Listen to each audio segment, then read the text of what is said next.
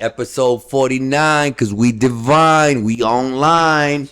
And no matter what time you tune on, we on that grind. There it is, without a doubt. Rolling, man. So yeah, We rolling. last time it was episode 45. So it's been I would say a little bit over a month since we actually have only known each other for about that time, you know? Right. Yeah, and I mean our first convo happened like right before we had the podcast. Yes, indeed. It was back at your place. But ever since then, man, I mean, I definitely talk about, right, think to myself just a lot of the things that I've really just encountered in the last like month and a half. Yes, indeed. And Yeah. it's been a lot. It's been a lot to like just take in, but just in a good way, you know. It's been amazing indeed. Just seeing you all evolve, and invest in yourselves and taking this knowledge and putting it into action. Because knowledge without action is useless knowledge. So it has been amazing from doing this podcast to coming on over to my Saturday Mass at 10 a.m., which is open to all the public, to come and do church. Because what is church? It's a positive thing. We're not talking about religion here. We're talking about being in that energy that we all come from. Because nobody wants to go against their nature. You only want to go with your nature. We talked about that on the first podcast. I spoke. No one ever wants to wake up and say, I'm so excited to be depressed today. I'm so excited to just be in a bad mood. Nobody wakes up looking forward to that because it's not their nature. The nature is God. And what is God? Good. You hear these religions say that God is good. Or in different spiritual books like the Bible, for example, God is love. So that means God is a nature. And that's what we come from, is this nature. You do want to wake up in the morning and say, I can't wait to feel love and be loved. You do wake up and say, I'm excited to be happy. So that's the energy we all thrive to be. We want to be in our natural state. So the truth is this.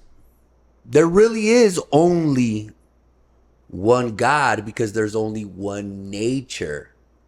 With different names, of course. Happiness, love, joy, compassion. How many names do we hear of God? Same thing, but it's all one nature. And when it's not that nature, then now you're talking about it's Maya, it's negativity, it's hate, doubt. So there's only two. And we thrive to be on nature, not anti-nature. Wow, I just got a text, didn't I? So with that said, where am I going with this? Why did we start breaking this down? Meeting one another. Since then, I have seen y'all thrive to seek your nature. We did this podcast and we ended up Saturday at Saturday Mass is what I call it at 10 a.m. The Mass, I was inspired from the Temple of Hip Hop, which I am also a part of, with KRS-One. We were just talking about that earlier. It's been an amazing honor to learn and to be a part of that adventure. So the Mass stands for Ministry, Archive, School, and Society. So Saturdays at 10 a.m., we do ministry. What is ministry? This right here. Having a conversation of knowledge that you could put to action to better yourself. What is archive? Ooh, it's what you're doing right now. documenting all of this divine miracles in action, hearing these stories of individuals that have testimony. School, study. We're breaking down a study. We're studying what works, what doesn't. Society. The goal is to create a society out of all of this. For all of us to be in agreement that we want to be healthy, that we want to be loved, that we want to be aware, that we want to be wealthy, and we thrive to that. Wow, health, love, awareness, and wealth, H law. We all want to abide by this H law. That's the universal law that we all want to abide to. Mm-hmm. So Saturday is Saturday Mass, ministry, archive, school, and society. 10 a.m. You showed up. We did an ice bath meditation. Jumped in the ice water. Left all that old, stagnant, negative energy behind. Spoke into the water what we aspire to be, because we are water. So we went into the water, and as the water went into the pores of our skin, we became the affirmations that you spoke into that water, and the rebirth happened. Yeah. It's literally like that. Like every time I've done one, it almost feels like you have another chance to just be better, or like just you have a clean slate almost. That's obviously, like, you don't forget just, I mean, things you're dealing with or struggling with, but it just feels like you unloaded some of that, and I don't know, every time it feels like I'm I'm more optimistic about the future, with just one experience like that. It's like if I can bottle that, how I feel after a cold plunge, like it's a special, for sure, special feeling, It is, and there's scientific evidence about what you're speaking. I've had the blessing to study under Wim Hof. Wim Hof is the individual that really made these ice baths popular. Yeah. This man broke over 26 world records. One of them was he was in ice up to his neck for over 2 hours. That's insane. No hypothermia. No frostbite. He climbed Mount Kilimanjaro. That ice cold weather, just in shorts, no shirt. This man proved that we are the possible and impossible, for I'm possible is in impossible. I am possible. I'm possible. And he did this through mental focus and breath work. I've had the blessing to study with him, ask him questions like you're asking me questions. Read his books and put that knowledge into action. And it's taken me so far, but the beautiful part, I've seen others also as well, just further from this. And I got to give you a testimony. This one's the real deal, because I was asked a lot the last time. But this one actually was a challenge. It really touched my heart. I couldn't stand the cold before. Mm-hmm. I'm talking about I didn't want to be a part of the winter for nothing. In the summers, it could have been 109 degrees outside. And I wouldn't even want to get in the water unless it was heated. I disliked the cold. Did you have a fear towards it? Yes. Didn't know it was a fear, but no, it's a fear. Think about it when you don't want to get in it. Oh, it's a fear. I chose not to, not even realizing what the fear was.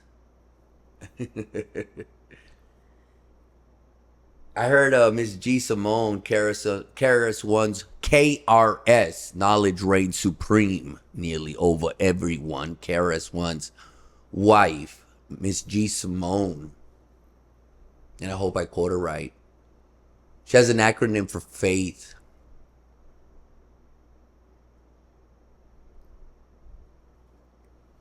Which is for all it takes is hope. It also stands for fear always interrupts the hopeful. Fear always interrupts the hopeful. So you could have a faith in doubt. You see, faith works really both ways. You always have faith no matter what. Either you have faith that you can or you have faith that you can't.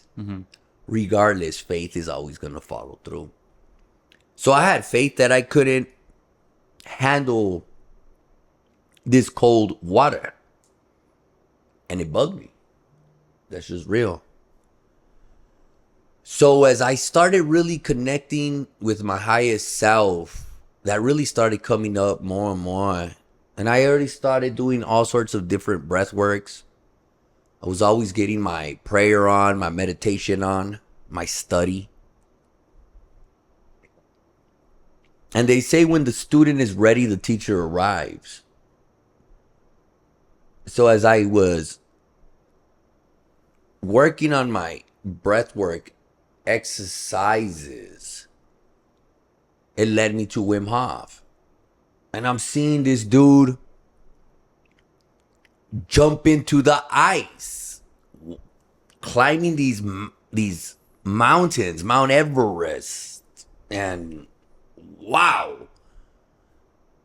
I always knew that was possible. I just didn't know how. Now there's a guy that's doing it publicly. I'm like, show me how. And they injected him with the Ebola virus, and he was able to heal from it in 5 minutes. Wim Hof? Wim Hof. That's a risk. They tested him. He was able to heal himself. And he said, this is with the breath. You could cure disease with breath and thought. Yes, sir. Yo, peace to the God. James in the building. James in the studio. Comfortable today. I'm in the tank top. I know I should have brought my tank top. Yo, can I show some of that? Can I? Yo, where's the camera at? Peace. Peace and love. Everybody showing those arms. I gotta show a little something too. So, What's up? hey, peace, much love. Talking about Wim Hof, we're talking about how I used to fear the cold. Remember Victorious was asking me something last podcast, and I was like trying to relate to it. But no, this is something that I could relate to, was fearing the cold. And that's where I got led to Wim Hof. Seeing him climb Mount Everest just in shorts was like, whoa. But we're talking about this is he was also able, he wanted to prove to these universities that you could heal, that you're in control of your immunity. And he proved it by healing himself after they injected him with the Ebola virus. Less than 5 minutes.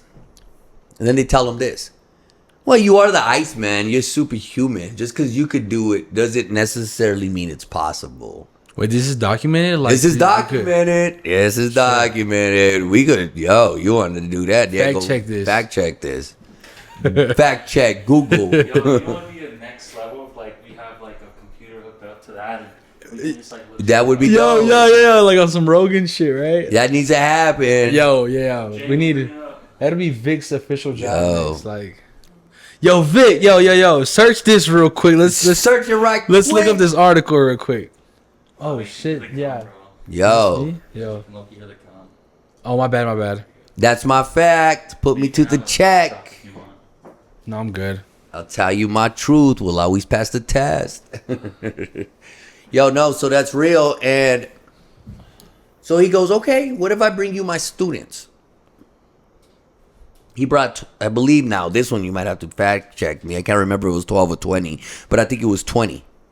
20 students. They all did the same thing. Ejected themselves with Ebola. And they healed themselves. This is what the scientists say. We still cannot say that your breath work techniques with your meditation heals because this is placebo effect. Since y'all believe you could heal, it can't be credible because you believe it. So what is science telling you? Science is telling you that if you have faith, all is possible. Since they had faith, science said it still doesn't mean it's real. It was your belief that made it real. They said it right there. Placebo is faith. That's all it is. Right. Man, when I heard that, I was like, wow, that's the proof. They even know. It's all placebo. So if you believe fully, you will.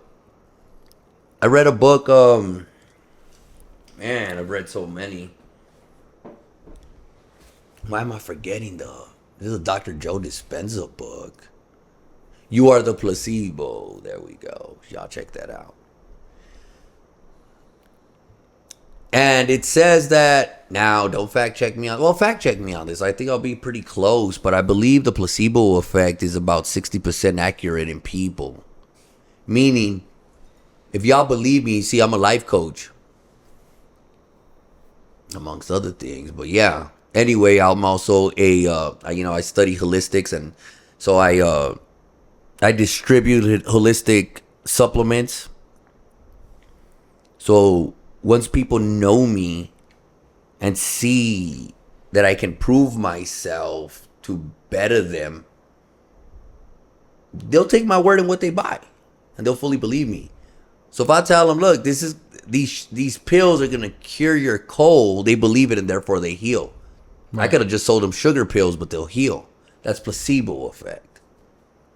The only time placebo effect does not work, this is why it's only 60% accurate, because the other 40% are analytical.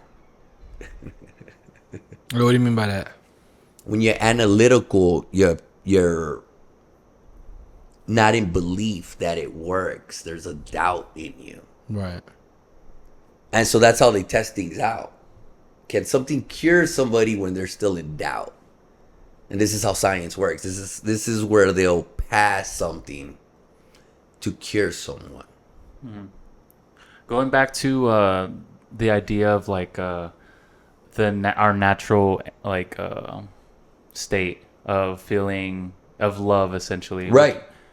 Why do you feel like I mean, we talked about how last time what brings us out of that state. Mm-hmm. But it just seems like I'm not gonna say majority of people, but I don't know, maybe it's majority of people are not in that state.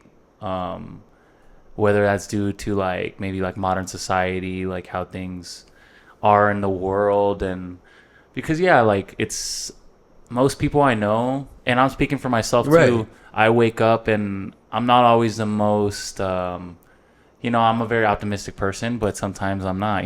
Sometimes I'm very negative. Sometimes I'm very, I don't know. I'm not excited about the day. So it's just like why is that such a big consistency among a lot of people? Habit, Acronym for habit. This one's not mine either. Yo, Miss G Simone, I'm giving her mad love today, but she is the truth. Habit acronym that she gave: having ability beyond instinctive thought. So you see, that's the goal. How are you feeling right now? Good. How you feeling? Feel good. I'm feel like I'm getting lifted up as We go, right? Yeah. So right now you said there's a lot of people that are not in this state, but what they're failing to recognize is they're mainly always in this state. You know, Jay-Z, I got 99 problems in the BA1, right? We tend to concentrate on that one problem. As a matter of fact, that was totally off. I got 99 blessings, Yeah. but I'm concentrating on that one problem. I guess I must have wanted to give a shout out to that song for some reason. That was for some reason. That was weird. That didn't make no sense. That was the first time I might have actually made no sense. Or maybe I did to somebody. That was wild. Yeah, it was wild. Yo, I've done a lot of counseling today. I'm everywhere. Let's send it. Thank you, Creator. But yeah, so that's where it's at. Is where this is the exercise that I hope everybody from this podcast picks up. Pay attention to you now. You may be going through some other stuff, but it ain't here. Say you're going through a breakup right now. Is she here? No. But yet, you're there thinking about her when she does not even exist. What exists right now is me, James, this room, this podcast. But yet we're not here. So we're not experiencing the now, and that's what's causing the problem. Because if you actually pay attention to the now, it's always good. Right. It's very rare that it's not. Like right now, say an earthquake occurs. Yeah, now we're stressing. But there's still going to be eventually something. Either we fall through this, break an arm, whatever, or we get out of it fine. But it doesn't last that long. Things that are happening in a negative state don't last that long, but yet we tend to want to stay there for some reason. When it's not the reality anymore. Why is that? You feel like we feel like we can solve it in a moment, or like, because I'm a victim of it all the time. Like, I'm constantly thinking of the problems I'm trying to like figure out, or really thinking about problems that might occur, and I'm just like constantly saying, like, I guess because I'm trying to control, I'm trying to control it. I feel we are in a society of judgment. And again, we're taught this since we're babies up. So we've created that habit to continuously judge versus just exist. Mm-hmm. You hear it all the time. It's like when something doesn't go your way, you either want to blame that or blame yourself. But there's always a blame, and you want to hold that blame. Other than to recognize that there's an opportunity out of every obstacle. Meaning, I'm also a personal trainer. One of these days, I got to give everybody a list, but I wear so many coats. I really do. And the truth is, I'm just God's child. So is everybody else. We are just I am, right? We're a I am, and then whatever you choose to be after that. Actually, everybody wears a bunch of coats. But as a personal trainer, I have you do 25 push-ups to build your chest. Oh, it hurts. Then I get you on the bench.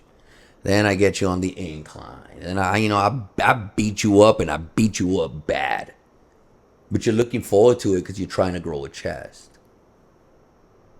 But yet, when this nature, God, nature, energy, however you want to talk about creator. But no, we'll talk about it how we understand it, us three right here, God. Love one another, y'all. Have to break that down. See that? Stop. Stop. Love one another.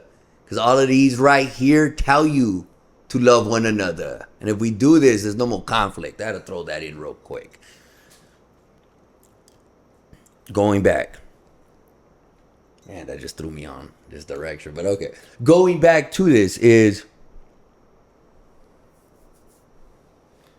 when you're stuck in the conflict of what happened and judging it, you can't experience where you're at. And what I was going, okay, now I remember what I was stating.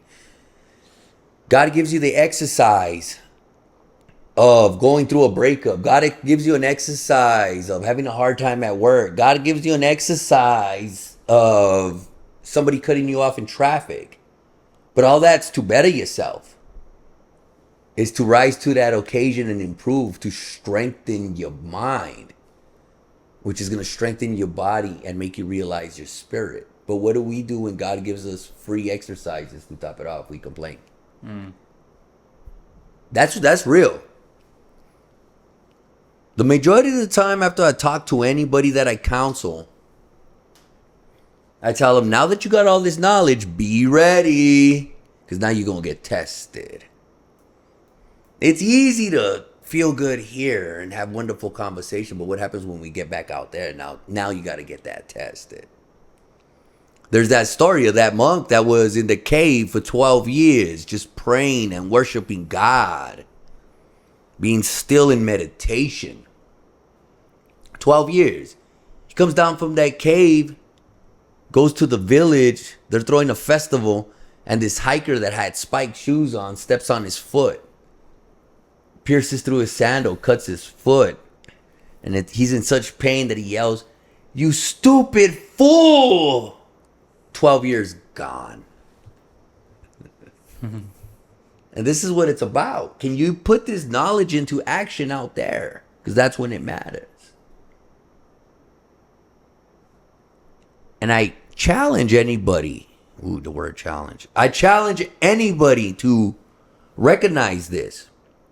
You can't always control your environment. However, you could always control the character you decide to perform in that environment. You could always control yourself in that situation. How much of that character that we're playing is like, how do we know when it's actually authentic and it's not just us like trying to actually become that character? Isn't that the most? I love that. We were just talking about that, me and Diego. Do you ever wake up excited to be hateful? No. Do you ever wake up excited to be angry? No. Do you ever wake up excited to be depressed? No. So none of that's your character. You see, we're being something we're not when we're actually acting like that. And we feel these feelings that are trying to come in to persuade us to act in that nature, but that's not our nature. But you're like, well, where did we get those natures? Again, it was taught to us. This is programming. We have to recognize that we've been programmed to feel that that's us and we have that right. That's crazy. It is the most mind-blowing thing, but it's the truth. I saw this documentary, Michael Moore. It's called Which Country to Invade Next. And they always say the United States is the greatest country there is. So he wanted to look at other European type countries, Anglo type. He went to Finland. There, the jail system, you can't do more than 20 years. As a matter of fact, the longest anybody's ever did time there is 12. Finland. You'll never get raped in the shower because you have your own shower. Every inmate has their own small apartment.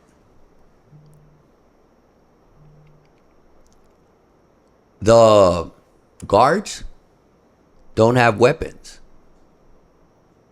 They're social workers, therapists. They're trusted in the kitchens to use knives. We're talking about a maximum security prison. They get fresh air. They get an environment with grass, trees. So we ask ourselves, how is this punishment? Why isn't prison really supposed to be rehabilitation? You're trying to rehabilitate the person so they can fit society again. Right. But there is punishment. They don't get to be home. They're still in a place where they necessarily don't want to be. Meaning they're not with their family. They're not in their natural environment. They're there. They're to rehabilitate and pay dues for the crime. Is the one thing that not shocked me, but made me recognize the answer to your question. There was this guy that was in a skinhead group, decided to do a mass shooting out there. Shot a bunch of students. They interviewed this man, Michael Moore interviewed this man. He said, one of my kids that got killed called me before he got killed. He goes, Dad, what do I do? This guy's shooting everywhere. He's all, run, son, run. Try to jump into the lake and swim out of there.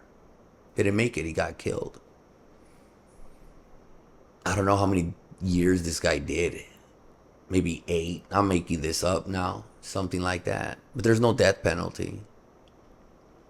And they told him, aren't you upset of how lenient these Finland laws are? Don't you wish this guy should be dead for all the people he killed, including your son? The guy's like, no. Why would I want this guy to die? How is that bringing my son back? How is this helping out the problem?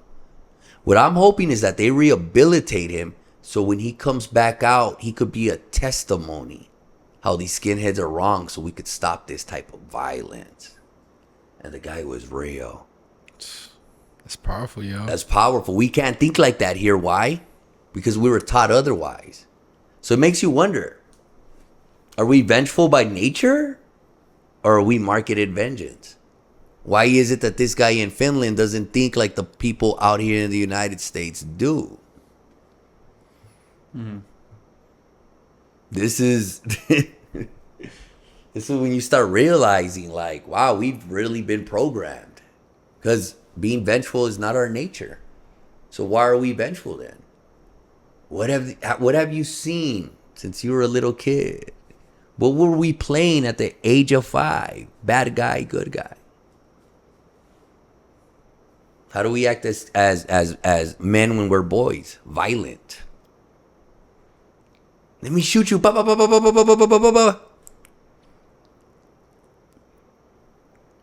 Arnold Schwarzenegger. Action hero.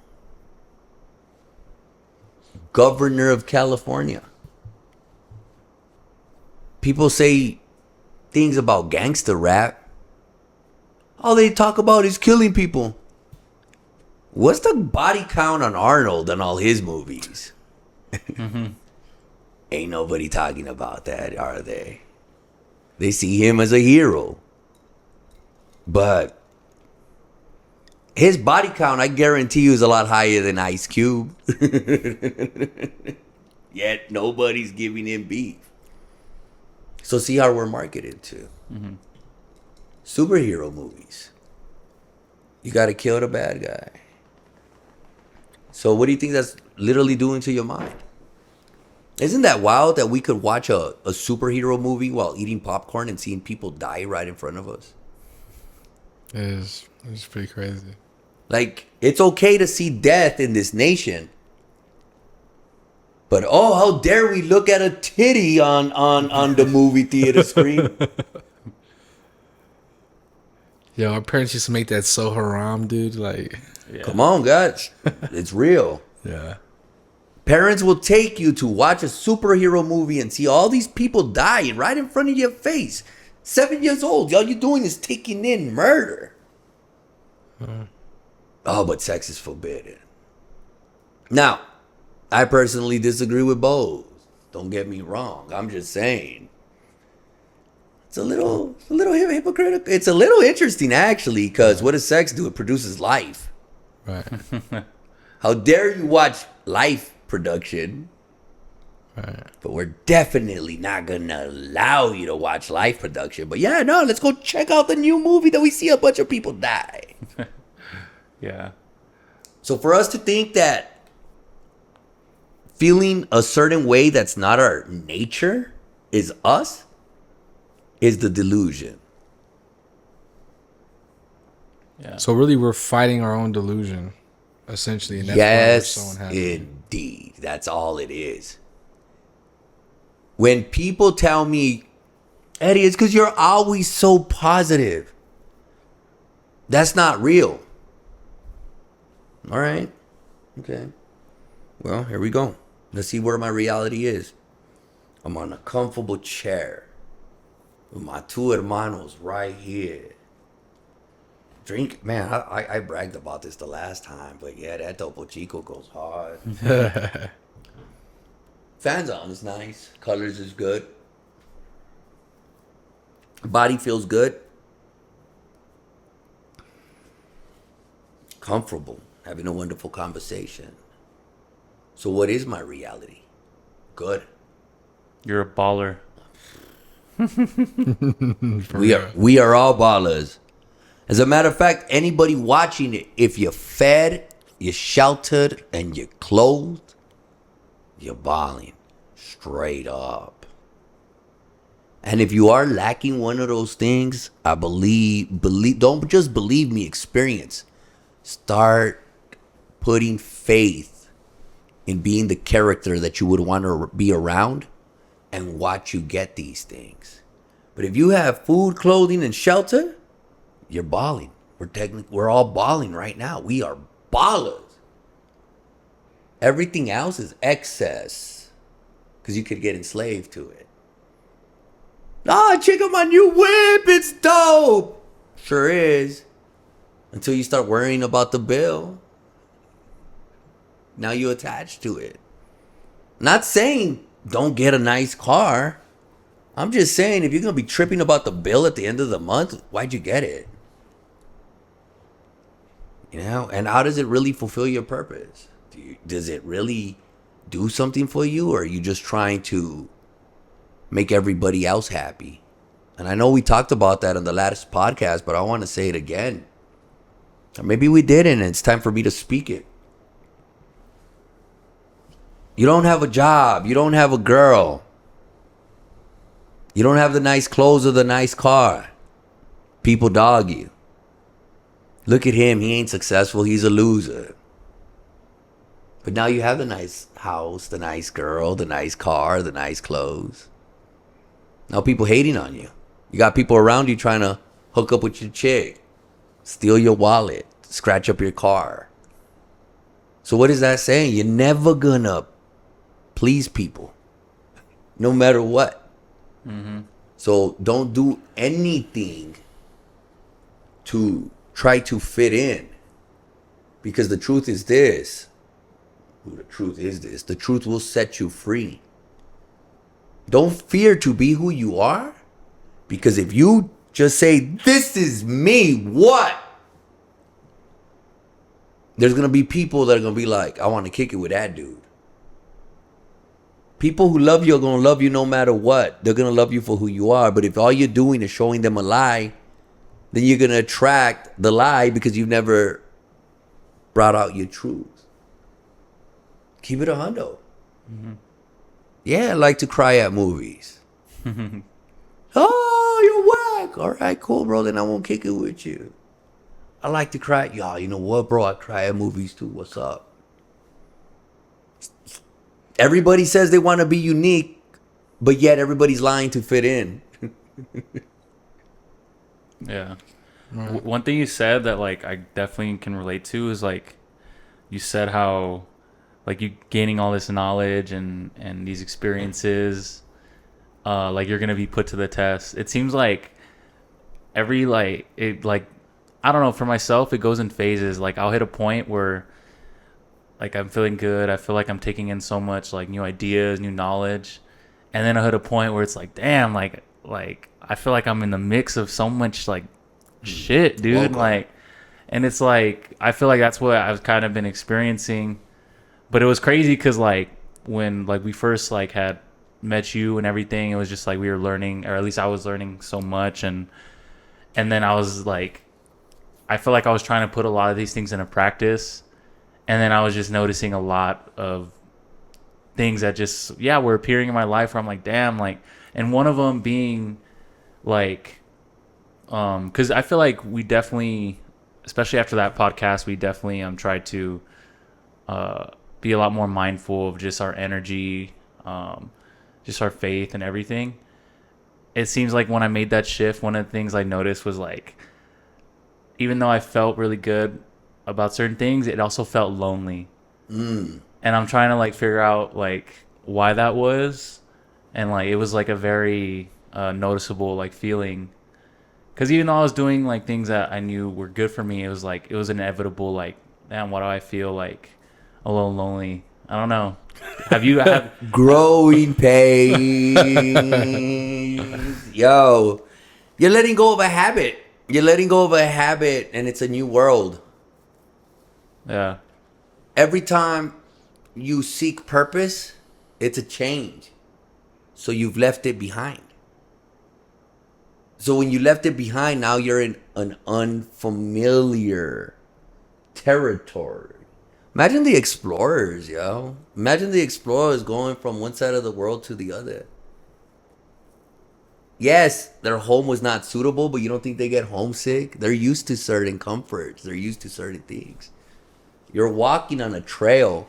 You know where you want to go. You've seen the picture, Diego. You've seen the picture. You know where you want to go. Literally saw the picture, bro. It's crazy. Literally saw the picture. Which we and James I need to talk about too. But like it shows. Yeah, we definitely do need to talk about that. That was crazy. But literally saw the picture. But just like when I took y'all to that cave with the pictographs, where we did the meditation and just sat with the ancestors and prayed to God, giving thanks. You don't know the trail. You just see the picture. That's what it is. Sometimes the trail gets hard. You got to climb a little harder. It gets a little slippery. But you got to have faith in that trail. Because once the trail gets challenging, you might start looking around and say, well, maybe the trail's not the way to go. And then you get off the trail, and that's where it becomes hazardous. I've done this. I want to get up to a certain place on the mountain. Trail's taking long. It's getting hard. I try to jump into my own understanding. Nah, that kind of looks like a shortcut over here. Mm-hmm. Next thing, I fall into a cactus. This is true stories. Get lost for a while. Thirsty. Trying to figure out what am I going to get to this trail. I don't got very little bit of water. Going through what I'm going through. But once I concentrate and look for that trail again, I find it. And that's God's grace. But when I get back on that trail, I stick to it because I realize no matter how hard this trail is, this is the way. And that's having faith in the character that you aspire to be. No matter how challenging the environment is, have faith in the character that you're following and aspiring to be, because that character will get you there. This is what they call the Christ consciousness. Does it get easier? Yes. Yes. And I'll put it to you like this, where I mean yes. Yes, but it's going to appear like no. Welcome to the pros. It's like any boxer, right? You see these boxers that are champs. It's not that the competition gets any easier. They've just mastered the art. That's how it occurs. You're going to see certain things that you went through. And once you continue to improve, you're like, man, that was lightweight. I remember me tripping over that. Now I got to go through this. But you already have faith in this character because this character's already been there. This is where a lot of these spiritual books are really speaking, is stop looking for a savior outside of you. Recognize that you have the Christ within. Recognize that you have the God within. Be that. Follow that energy and watch everything thrive. Rely on it. Don't lean onto your own understandings. I believe it was you, Diego, that asked right now. It's like, it's because I'm following this, I'm doing this, but then I start getting into these situations. Recognize that these situations are for your benefit, but you're not going to see it right now. You put the seed down. There has to be water. There has to be ice. And there has to be heat for it to blossom. You have to go through the seasons. But don't doubt the seed that you planted, because it's going to harvest. It's just not immediate. We're always looking for the quick fix. Do you think that's just do you think that's just a lack of patience on our end, Without a doubt. or is it part like habit as well? Habit and patience. Yes. I find myself in the dilemma all the time that when I'm doing good and I'm like, super proud of myself, like I'm seeing results, whether that be like through fitness or like through just the goals I've set on myself. But for whatever reason, it's a fast slope downhill too. So I'll be doing good for 2, 3, 4 weeks, and one day can just feel like a setback, a tremendous setback, to where like I feel so guilty, and it seems like it compiles just bad things after that. I don't know how to explain it. Like, No, it's just easier to make like the wrong decision after that. Well, if it that is makes because it sense. goes again with our fear of failure. You do a bad move and now you feel ashamed and guilty. That right there is an energy drainer. You can't be feeling. All right, here we go. Okay, Gospel of Hip Hop, everybody. Grab that book. It's not just about what you think is rap. Hip hop is a culture. And we could speak on that. But that might be a whole other podcast. Or it might be this one. But we'd be on it for at least an hour. And that's me cutting it short. Real short. There's divine performances that KRS-One wrote. And he was inspired of life and on his own study. This man has an honorary degree, I believe, from Yale for philosophy. Philosophy, philo is love, Sophie is wisdom. It's the love of wisdom. And he wrote these divine performances that all of us, if we pay attention to, can agree to. There's 18. I'll probably get to about 7. So the first one is, we're all performers. We're all performers. Right now you're performing podcast host. Podcast host. But you're also performing seeker. Listener. Gun blazers. Y'all showing off them guns. So we're all performers. It's a performance. It's all a performance. It's all an act. I gotta say this before I go into this. Isn't it interesting that you pay to watch a horror movie, a suspense movie, an action movie, because you want to feel that energy? But yet, when you go through your own horror, your own suspense, your own action, you're like, oh, why? Think about that. What's the difference? When you watch a horror movie, that's your reality right then and there. You're witnessing your reality. But consciously, you know you're safe. So why is it that when you're going through horror actions and dramas in your own life, realize it? It's just a movie. You're actually safe.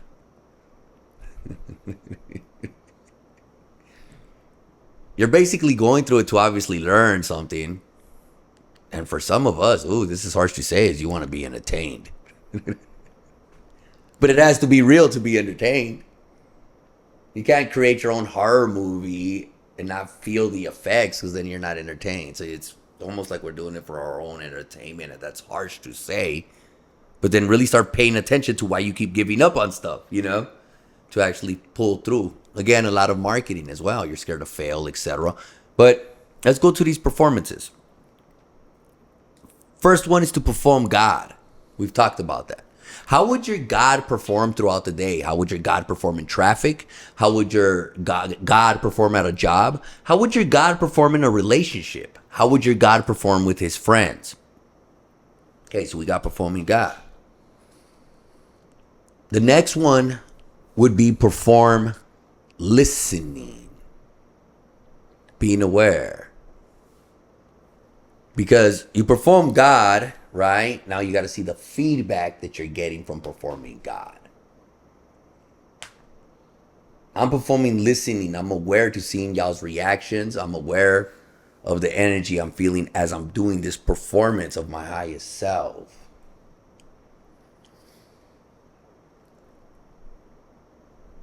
The next one would be perform study.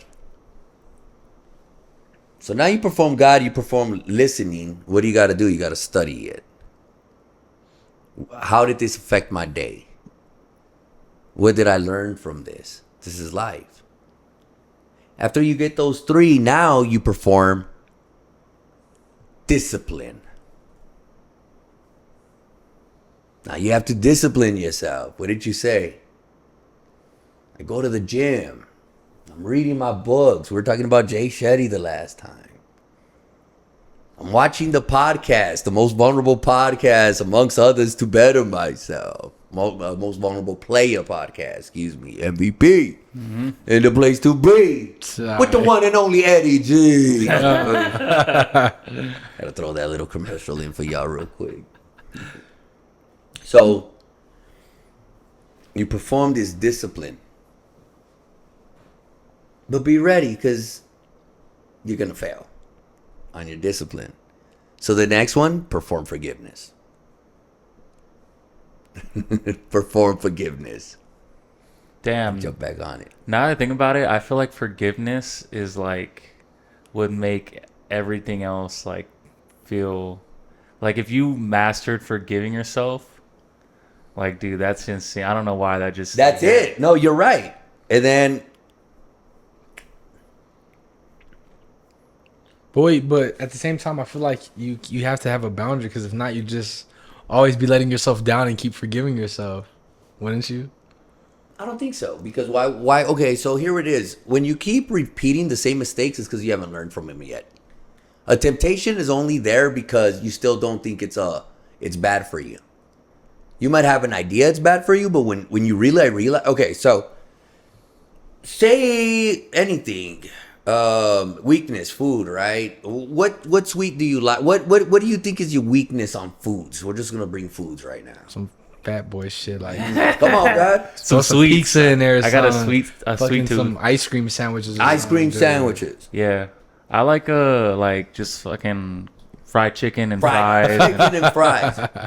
We got fried chicken and fries, ice cream sandwiches here.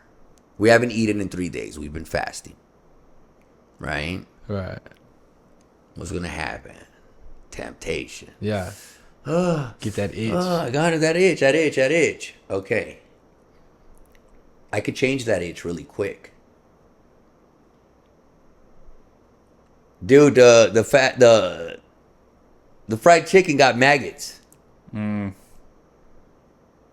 ice cream sandwiches, the milk's spoiled. You can't see it. It looks good, but it's not there. Don't bite into it. I'm telling y'all right now. Oh, what? For real, G? Dude, it's bad. Temptation's gone.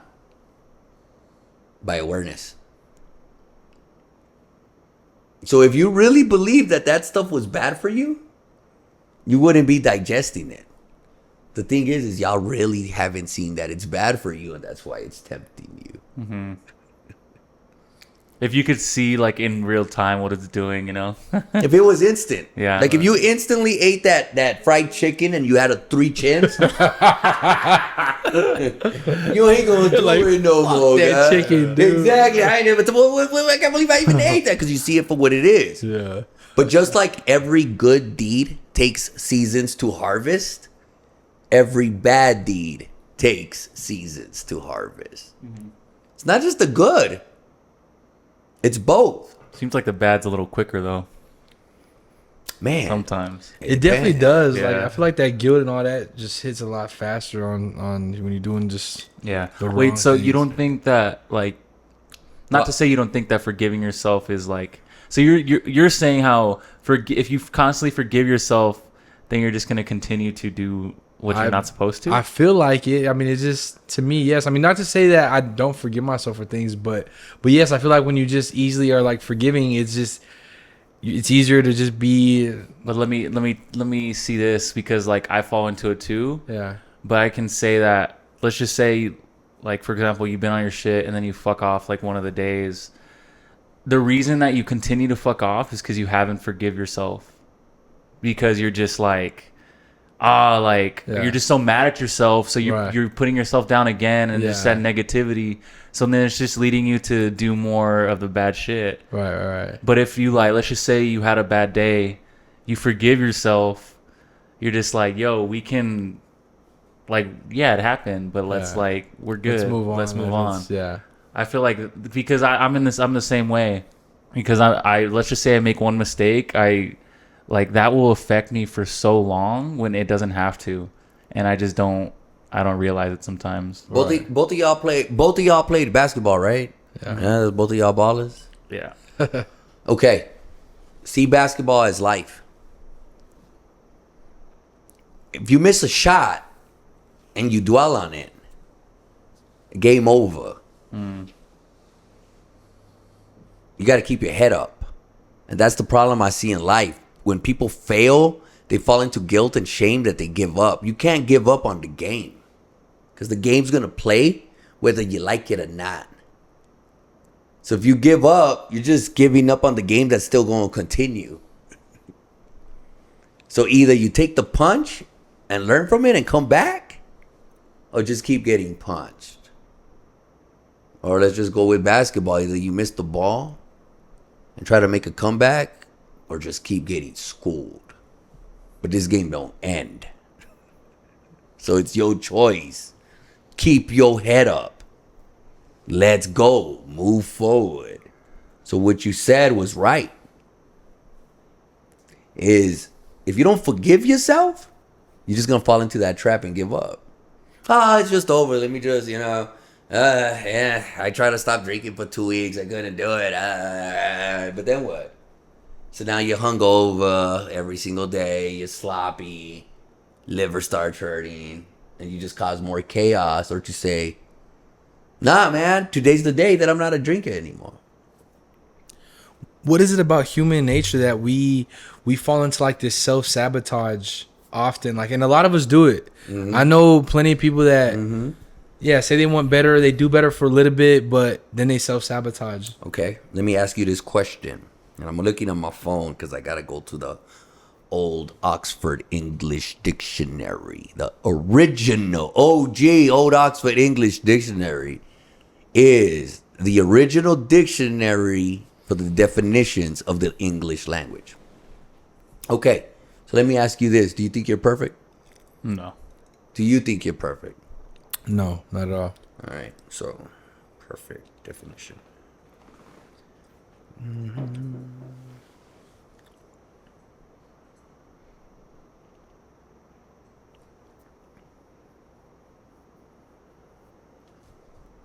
Old Oxford English. This is the whole thing with the internet. Give me the old Oxford. Old Oxford English Dictionary. All right, perfect. Definition of perfect. Oxford English Dictionary defines the adjective perfect as being complete. Everything that is necessary. So you're not complete? Even if you were missing an arm, you're still complete. There's nothing that's not complete.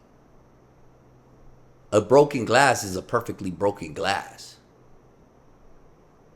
So you are perfect. So why did you answer me no? Because you've been told you're not.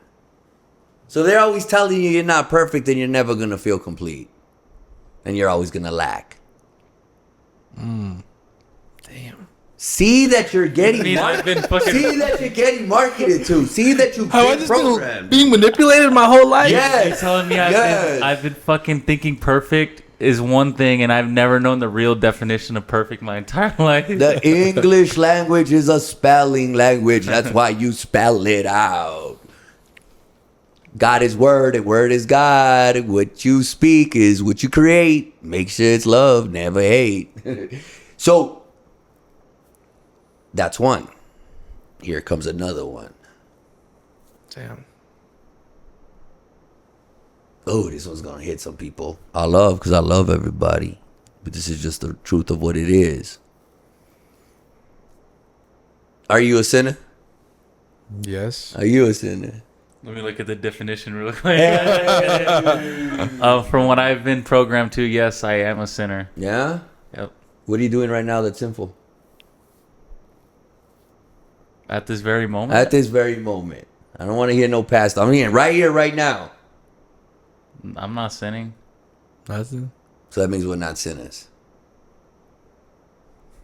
So are you saying like the definition of like sinners is like it has to be in the present? Like is What do the Christians say? What do the Catholics say?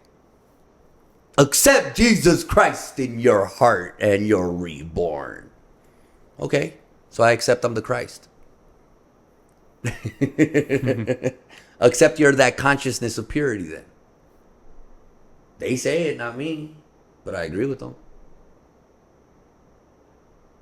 So that means right here, right now, accepting that you are that consciousness, you're not a sinner. And right here, right now, we all have that consciousness. So you're not a sinner.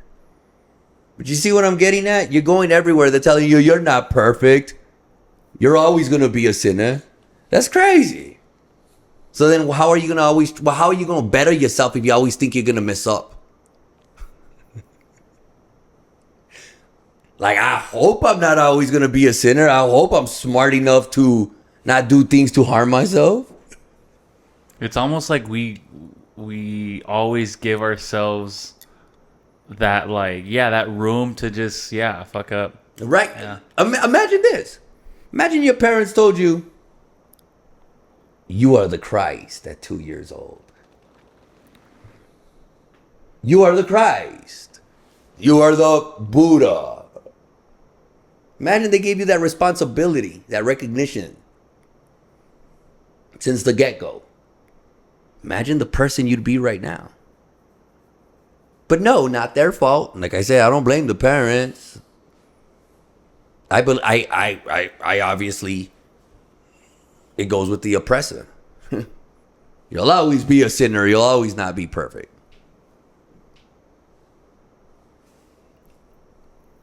Keep calling a girl a bitch, and what's she gonna be?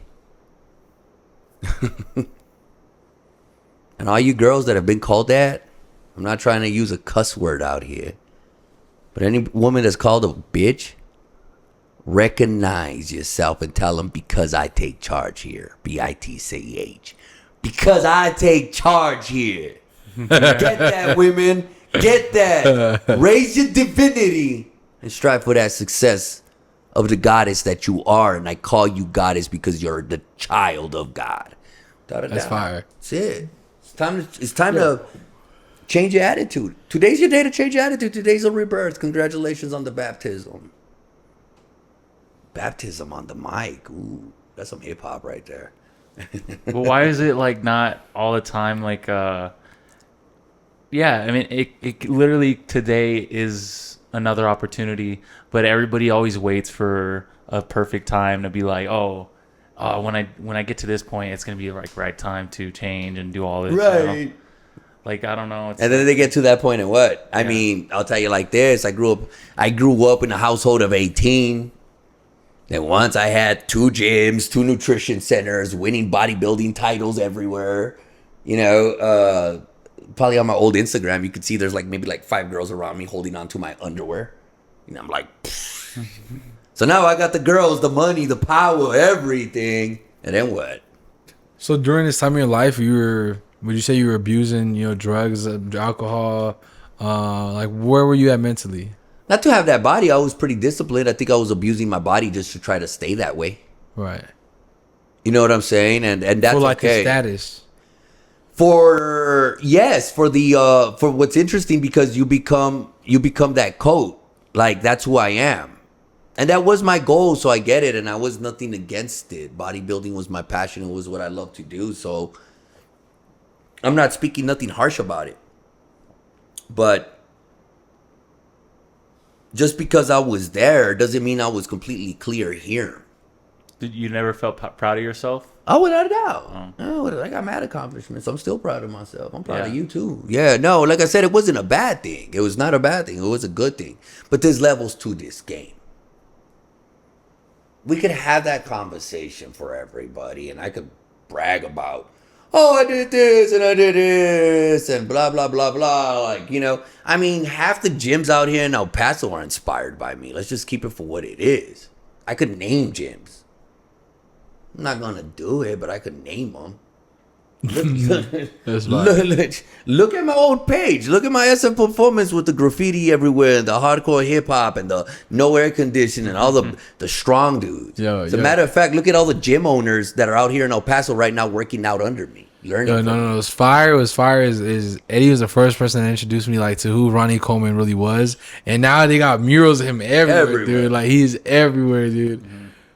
Yeah. So, what I'm saying is, we could get into that, but to me, that's chump change. No disrespect to anybody, if that's what you're trying to do. I'm saying for myself. I will never call anybody a chump. Let me clarify that. For me, I want more. You know, what good does a man have to gain the whole world but lose his soul in the process? Well, pretty much the majority of people, and I say this in all respect, can't find their soul. And my proof of this is because they're always worried. They're always upset. Your soul is divine. Your soul already knows this. So if you're not connecting to your soul, then you don't know who you are. It's not your fault. Once again, you've been marketed to. But maybe today is your day to realize, let me start seeking for it so I could find it. Because it is within you, but you got to go deep within there and catch it and recognize it. So for me, cars and money and all that, so what? So what? So, okay, so now I'm just fed, sheltered, and clothed with more stuff that's chaining me to it. What does it do? I'm not mad at it. I'm not mad at it. Yo, go get yourself a nice whip. Do that. Go get yourself a nice house. Do it, but do it for yourself. I'm not against that. What I'm saying is, I'm not attached to that. That's not what I'm here for in this purpose of life. I'm here to recognize my full power and be the God that I'm supposed to be.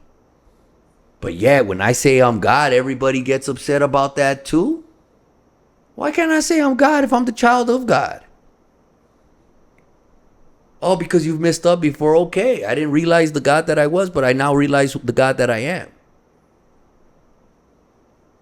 And I'm still, this is the beautiful part about trying to just finally realize your truth. So much levels to this game. I'm not physically walking on water yet. So I'm not 100% there. But look where I'm already at. Is already somewhere where people don't even have the idea of the blissful sensation that you get out of it. But I'm saying I'm not the only one. All of us can get there, but we gotta choose it. How do you choose it? By experiencing the now. How do you choose it? By performing God in every situation. The more you do it, it creates what? A habit. Mm-hmm. Now your habit is God, which becomes your habitat. Going back to what I said, you cannot always control what's going on in your environment, but you could control the performance of your character. But try this. Don't believe me. Don't just take my word from it. Do it. Because I promise you this. as you continue to be that character in the environments that you feel that are not suited for you, now the environment will change to your favor. How did y'all attract me? You changed your thought. Because if you were just seeking someone that was going to come here and tell you, let me tell you how to be physically successful and show you how to make money and blah, blah, blah, blah, blah, blah. If that's all you were wanting, I wouldn't be here. But y'all trying to take it to another level. And once the students are ready, the teacher arrives. Yeah. When it comes to well, first of all, I think like I definitely wanted to talk about our. So we went to Waco Tanks. Talk about it. Well, it was like maybe three weeks ago. Understand it. And that was probably what, like my second. I think it was like my second time out there. Had you been out there before? No. No. So that was our first time, and you are very familiar. Well, not to the actual mountains. I mean, I've been to Waco Tanks, but not to the. Okay. I've never Yeah, hiked yeah, out there. But you're very familiar with it. I mean, you said you're a volunteer out there, correct? Yeah, pictograph guide, volunteer. I need to get my hours in. I know Waco tags. We're working on it. However, well, we'll talk about that later. Continue. Yeah. Oh yeah, we definitely need to plug. Yeah, we got to plug Alex Modest. We will. Yeah, for but sure. but yeah, no, continue. Yeah, so it was definitely more than just. I mean, we went out there to hike the mountain, obviously, but I mean, it was just like I feel like what we experienced, like we couldn't stop talking about it after, especially with the just with like we went out there. Obviously, before we even hiked, we like prayed. Yes, we did. We asked for Protection. protection. Yeah, this is what we do. So every time I go anywhere in nature, actually anytime I go anywhere, period, life is all around us.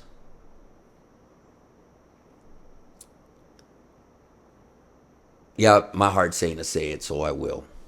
I'm about to speak it to the public. It's a beautiful thing, though. If you don't think the sun is conscious, how do you think the sun is not conscious if its energy is giving life? Like the sun, the wind, the earth all have responsibilities of taking care of us. Those are our relatives. That's just what it is. And yes, God is the supreme parent. But God provided these relatives to help us, to be with us. So how is it when you go visit your relatives, you're not going to have a conversation with them?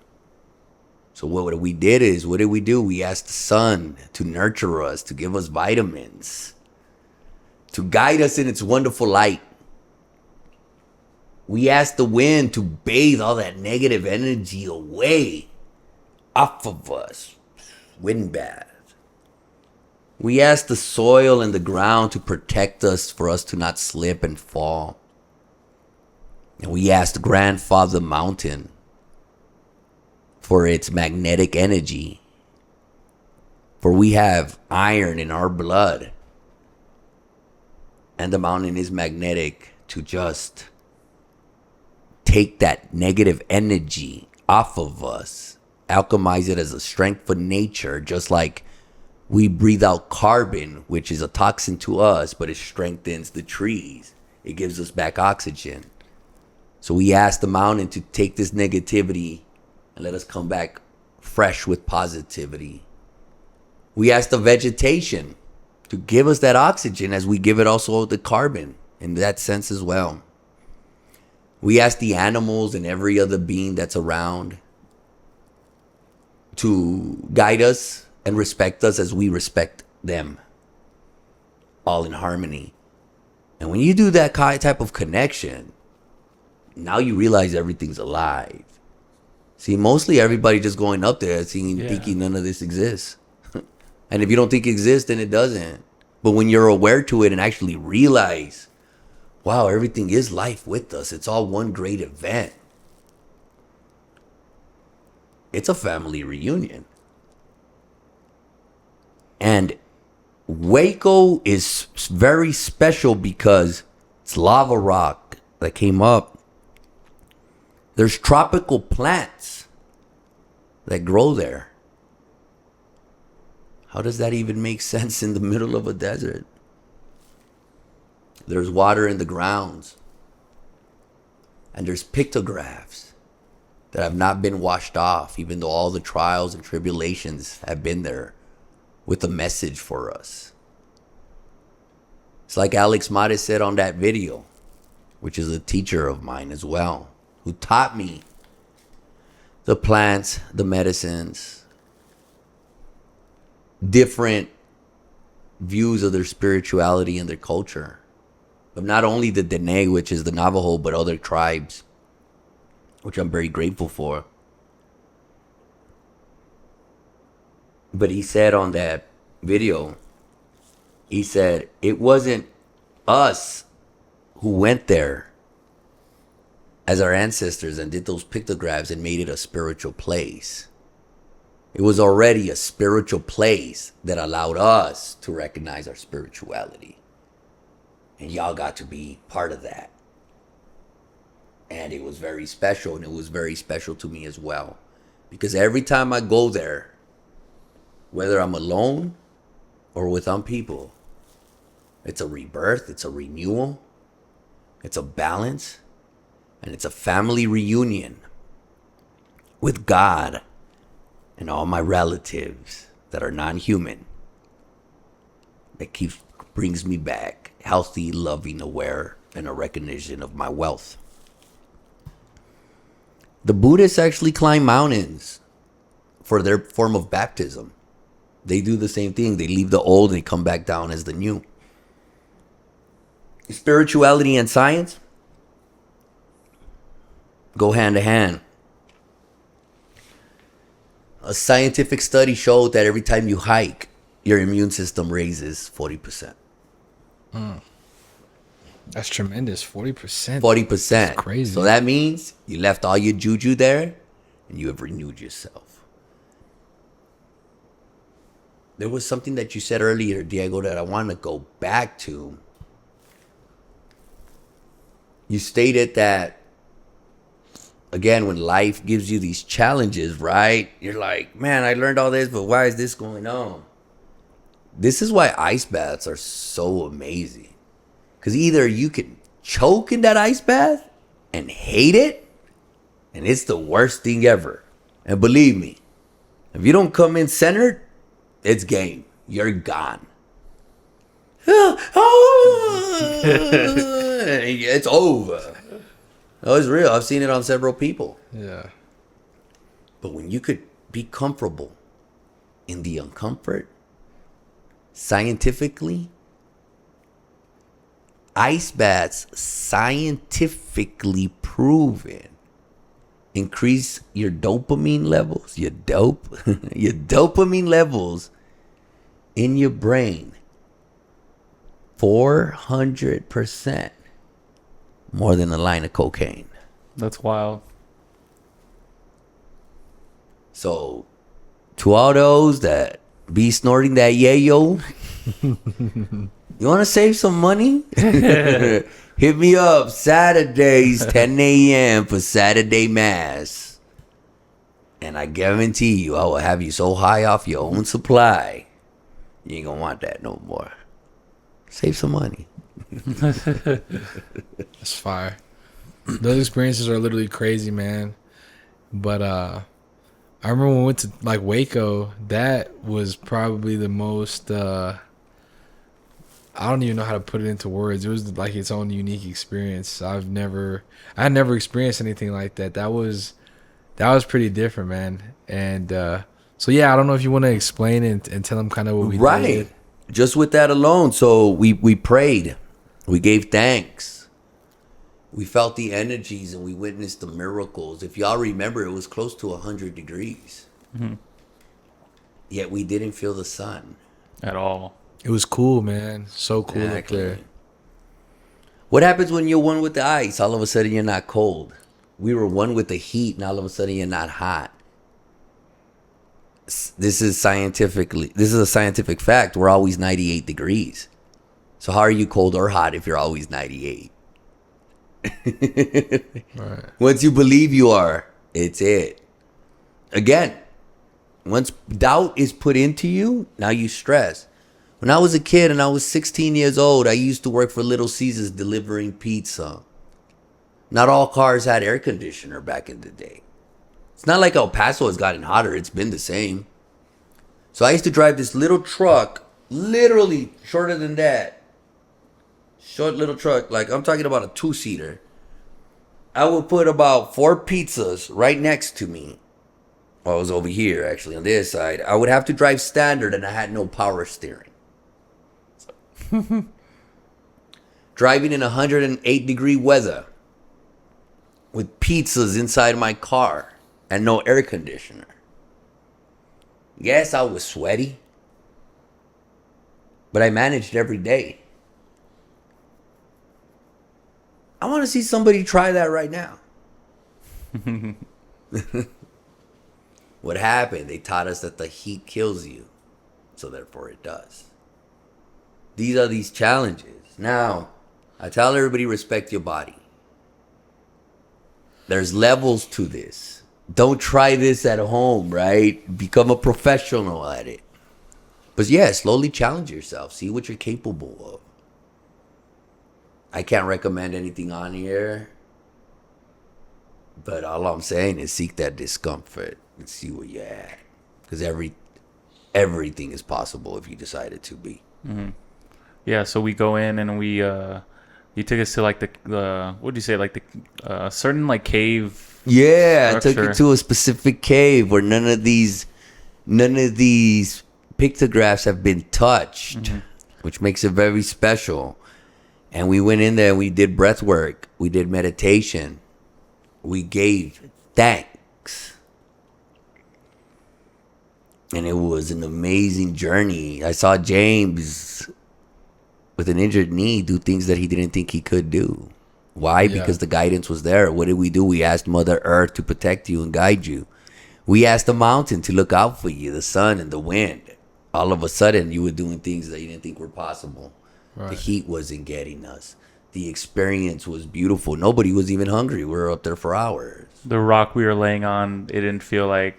I feel like I could have slept on that shit, bro. That's crazy. Right. Yeah. That's the wonders, and that's just what to do and to recognize in life. And that's what I mean. Experience the now. See how everything is going good. So why do you doubt it? We've mastered being fed, sheltered, and clothed all our lives. So why do you think it's going to go away? But that's the scary part. If you keep creating a habit that you think it's going to go away, then it just might. Start recognizing what's always been. Mm-hmm. We always have water. Nobody ever doubts that they have water. As a matter of fact, we never think twice to give somebody a glass of water. See that. So have that same faith that you could always get water and everything else, and you're always going to be good. Mm-hmm. Stop worrying about the excess. The excess for what? What is it that you're trying to prove? Just be. Yeah. You know, and we see this as men, right? You know, the guy that's tough and wants to get in a fight everywhere. Wants to prove how tough he is to everybody. Well, what is it really doing for us? Are you going to beat somebody up for me? You know what I mean? Are you just going to... Can I just tell you, I don't like that person, beat him up? Maybe. But even what is that doing? But more than likely, no. They're just going to brag about how they could beat somebody up. Then you got the guy that's always bragging about all the chicks that he has slept with. Let me tell you about all the girls I've slept with. Are you going to hook me up with a girl or what? Nah, man, they're mine. So then, how does this better me? How does you beating up people better me? Or our friends? How does you sleeping with all these girls better me or our friends? I make all this money. Okay, you gonna pay my bills? Nah. So how does that better me? You see what I'm saying? It's so intriguing that we thrive for this, but how is it better than anybody? In reality, the truth is this. We want to hang out with people that are going to better us. And none of those things better you. So why are you seeking that? Again, because you've been marketed to. Yeah. So we literally called each other after like our experience. Right.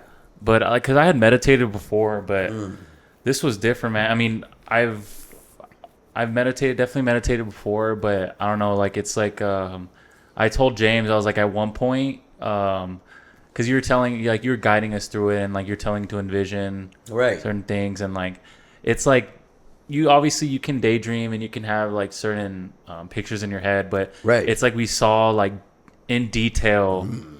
Like, dude, I felt like I saw my children's faces at one point. You Like, did. and he said the same thing. Like, he said he saw his family and Beautiful. just vividly saw that, and he was just happy. I mean, he even said he cried at one point just because it felt so real, you know? Yeah, that's wonderful. That's wonderful. Wow, that's beautiful. I'm so excited to be a part of that when it occurs. But continue. Yeah, I didn't mean to interrupt. No, yeah, like, and then I was telling him, I was like, because you said something like when something's good, it's like we don't want to believe it. And I was telling him that, like, after I experienced that, like, because I've been trying to figure out why that is. But anyways, like, that's something I've been like, I felt like I've struggled with. But yeah, I just experienced that, and it was just like, yeah, it was just so trippy how we experienced very similar things. And yeah, like I still, like, till this day, like I'm still thinking about that, like, and how that has, like, what it means essentially, you know. And at first, and I told her, I was like, I didn't want to believe it, that I experienced it because it was so like real. But then I was just like, no, like it did happen, like I did see those things. So I don't know, it was just, I know it you was completely crazy. did. Yeah. Let me ask you a question. Are you perfect? Yes. Before I would have said no. All right. Are you a sinner? No. Okay. The reason when you saw those visions, but yet you were still doubting them, you've had over 20 years of thinking that you're not perfect and that you're always a sinner. So how is somebody who's not perfect gonna have a perfect life, or someone who's a sinner not gonna have the freedom of being God? Congratulations on creating a new habit. Now you got to put these affirmations in your day to start attracting it. You see where we're getting at? Right. You've been affirming the wrong sentences. Sentences. You've been sentencing yourself to being a sinner that's not perfect. Today's your day. We change that. Break the chains and realize that you're a perfect being. That's God's child. That is the ultimate wealth. So why should you have less? We're here. It's time to take that in and recognize your worth. That's the challenge right there, God. You know, there's an old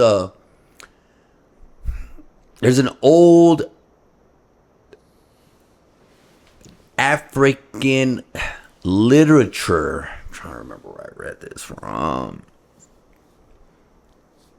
But they said that when they would chain the slaves at first,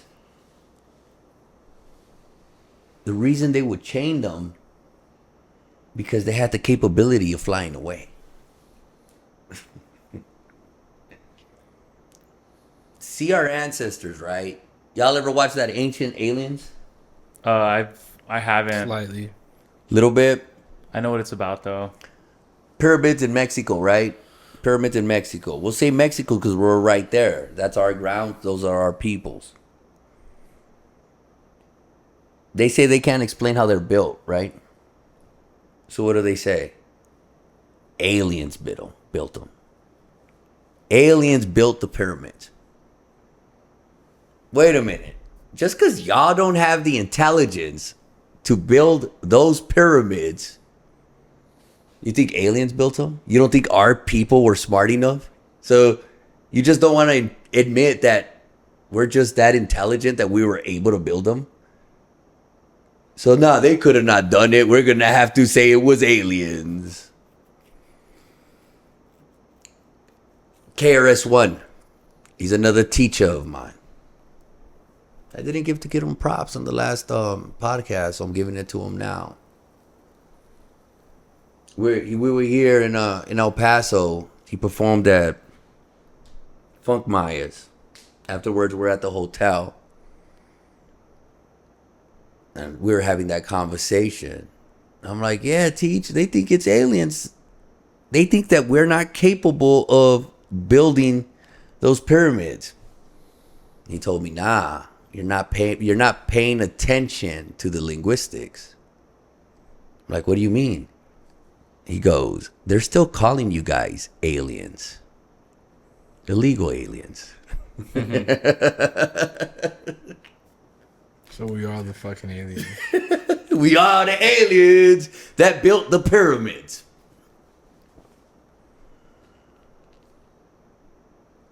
That's interesting. Now I got to give you something else he told me that night. That man, the way he moves, you want to see that God energy firsthand, hang out with Teacher.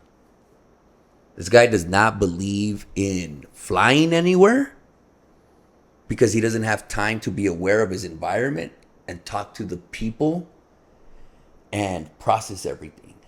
So he drives everywhere or he goes on ship. Oh, wow. On ship. So if he wants to go to Europe, he travels by ship? By ship. That's Yo. crazy. So you better be ready. But this guy, one of the greatest MC ever. You want to see my top 5? He's number 1. Now hold up, I lie. He's number 1, 2, 3, 4, and 5.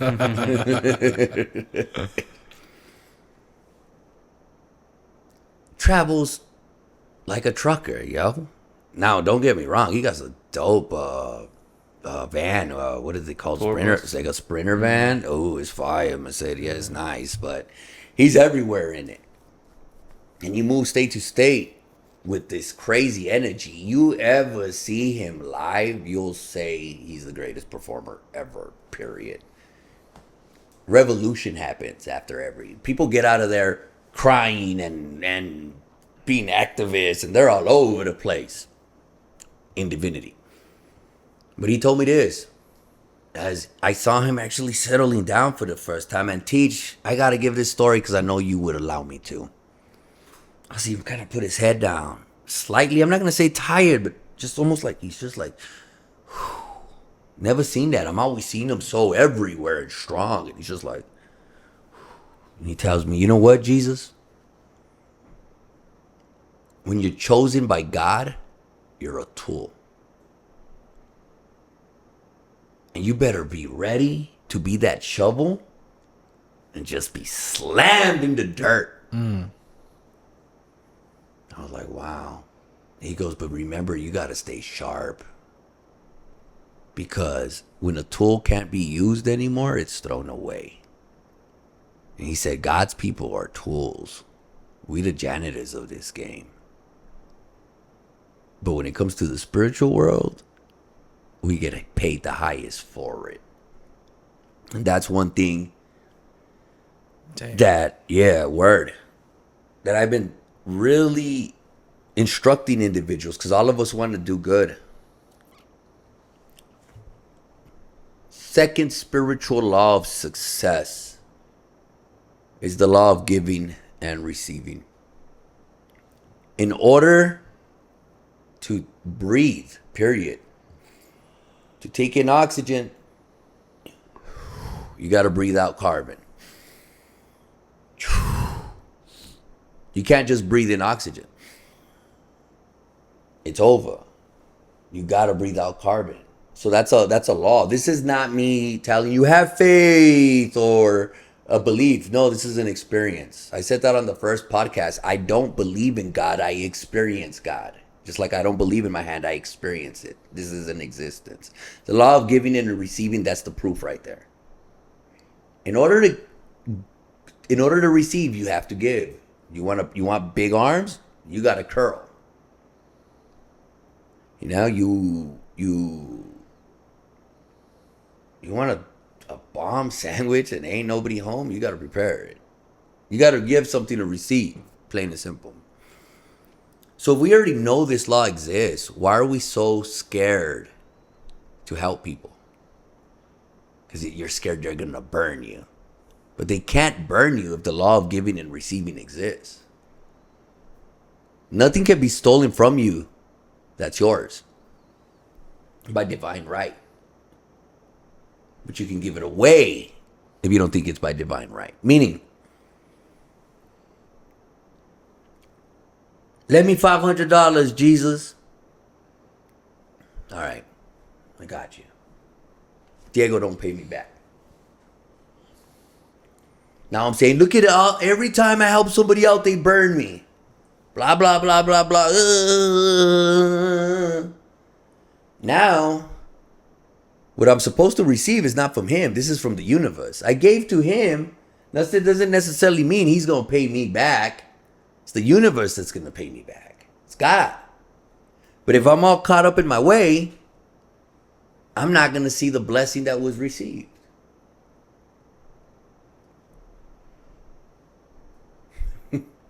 When you help somebody out, you can't expect them to pay you back, but expect God will pay you. And not pay you back, pay you. I lent you 500, I'm expecting a lot more than 500 back. Now you'll hear people, nah, but I don't expect nothing. I go, that's the problem. You don't expect nothing, that's why you're scared to give. Don't take my word for it, go for the experience. You let me know, see if I'm right, see if I'm wrong. But it'll happen. I had an occasion that I just bailed somebody out of jail. People were upset. Nah, that person ain't gonna pay you back. I go, first of all, they need me. Second, it's not their character to go in jail. And third, I get it. Person might not pay me back, not because they don't want to. They don't have it on them. But I'm not expecting him to pay me back. But I am expecting a payback. My house was all cracked up, falling apart. I hooked up this dude, bailed him out when I didn't have income. Wait a minute, Jesus, how is it that you're telling me to have this faith in God, but you're telling me you had no income? Well, how am I supposed to prove that I'm God's child and not pass tests? Again, what did you ask me? Does it get any easier? Yes, but do the challenges keep coming? Without a doubt. You just now have faith that you're going to surpass it, and that's why it's easier. But it's not going to appear easier. Like, what? Bro, you had 2 gyms, you let all that go to follow God, and now you're telling me you have no money? Yeah. I don't run on that. I run on spiritual jabs. Yeah, I don't have money. Most of my income comes from donations, and I never even ask for donations. I do free counseling. I do free breath work. I do free meditations. I don't ask for nothing. But guess what? It gets provided for. I don't need to. I don't have to be like, and if you don't give, God is not gonna bless you. I don't say none of that. Come to my spot on Saturdays. I don't ask for nothing. Because I already know I'm gonna be provided for. This is the difference. With it said, when that occurred, I was getting tested because I didn't have money. I had to pay somebody with a credit card, let that go in, get that money. It was a big old challenge to get them out. After that, my house is falling apart. I'm paying stuff off credit cards, buying groceries off credit card. Credit cards are about a max. What am I going to do? Trying to figure this out.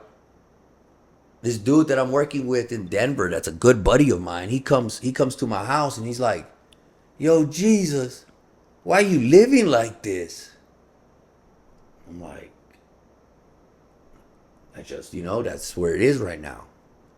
He's, for everything that you do for everybody, he told me, you're my coach, you're my minister. You can't have my minister living like this. And I'm like, okay.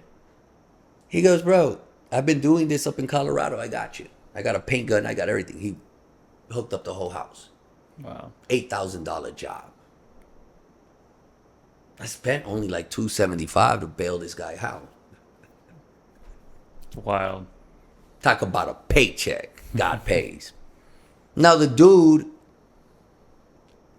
I'm going to have to give him a shout out. Raul, what's up, Scoots? I got to give it to you. He's going to be like, don't tell me now. I'm going to give him his love, man. It's a beautiful person, you know. I know he would never tell nobody. That's what makes it authentic, right? But I will. Shout outs to my mans. Ooh. Yeah, I will say it, though. I got to say it. It's a testimony. Love. I tell him. Now be expecting a paycheck from God for helping me out. Oh, nah, man. Nah, bro. Nah, I just wanted to make that. I go, no, you see, this is the problem. You're not expecting. I want you to expect. Take it in.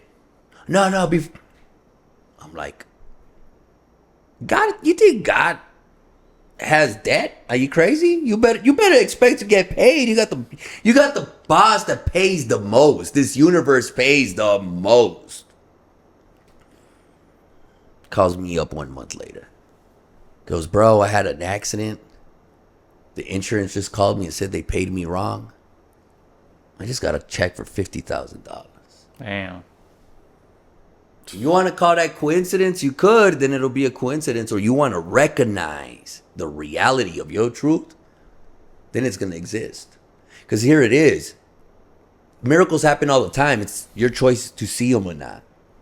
It's with your eyes to choose to see them or not. Mm-hmm. Can I do this real quick? I got to do this real quick. I have For to. sure. I need to run to the restroom. Oh, word. I'll give it with Let's do it. James. Catch up. There it is. James, what does it say right here?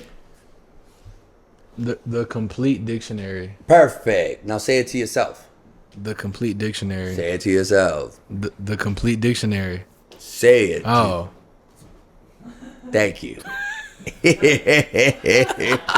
Telling you we run on this delusion, y'all. So you said it to yourself, right? Okay. Whose voice was that? My voice. It was your voice. The law of sound states, in order for a sound to be heard, there's a vibration. But there was no vibration. So you just did what? Broke the law of sound. That's your spirit. That's spirit. That's not me telling you, oh, believe in God. That's letting you know you just experienced God. You just experienced the spirit world. Why? Because in the physical world, there has to be a vibration in order for a sound to occur. In the spirit world, there is no sound for a sound to be heard. That was your inner voice. See this book? Yeah. All right. Now close your eyes. Can you see it again? No. All right. I'm going to make this a little easier for you. You're going to catch what I'm saying. What you eat today? I don't want to throw you on blast now, but... Subway. Word. Can you see what you ate right now? Not as I'm looking at you, but I can, I can picture it. Exact. So you can see... Okay, what I did have you a just... mental image of, So you can see it. Yeah. What eyes are you using to see that mental image? It's like, Your inner eyes. yeah. That means you have eyes that can see things that aren't these eyes. Those are your inner eyes. Right. You remember Waco Tanks with me? Yes. It was awesome, right? Right. You just time traveled to the past. Right. Earlier, you knew you were going to get here, right? Right. So that means you predicted the future. Right. This is all spirituality, so that means you're a psychic. That means you're a time traveler.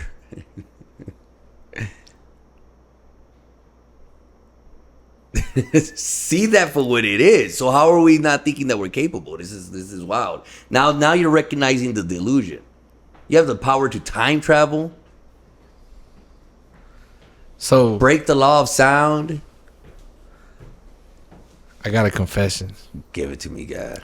So we had our pod, right, which was like in the beginning of August, Right.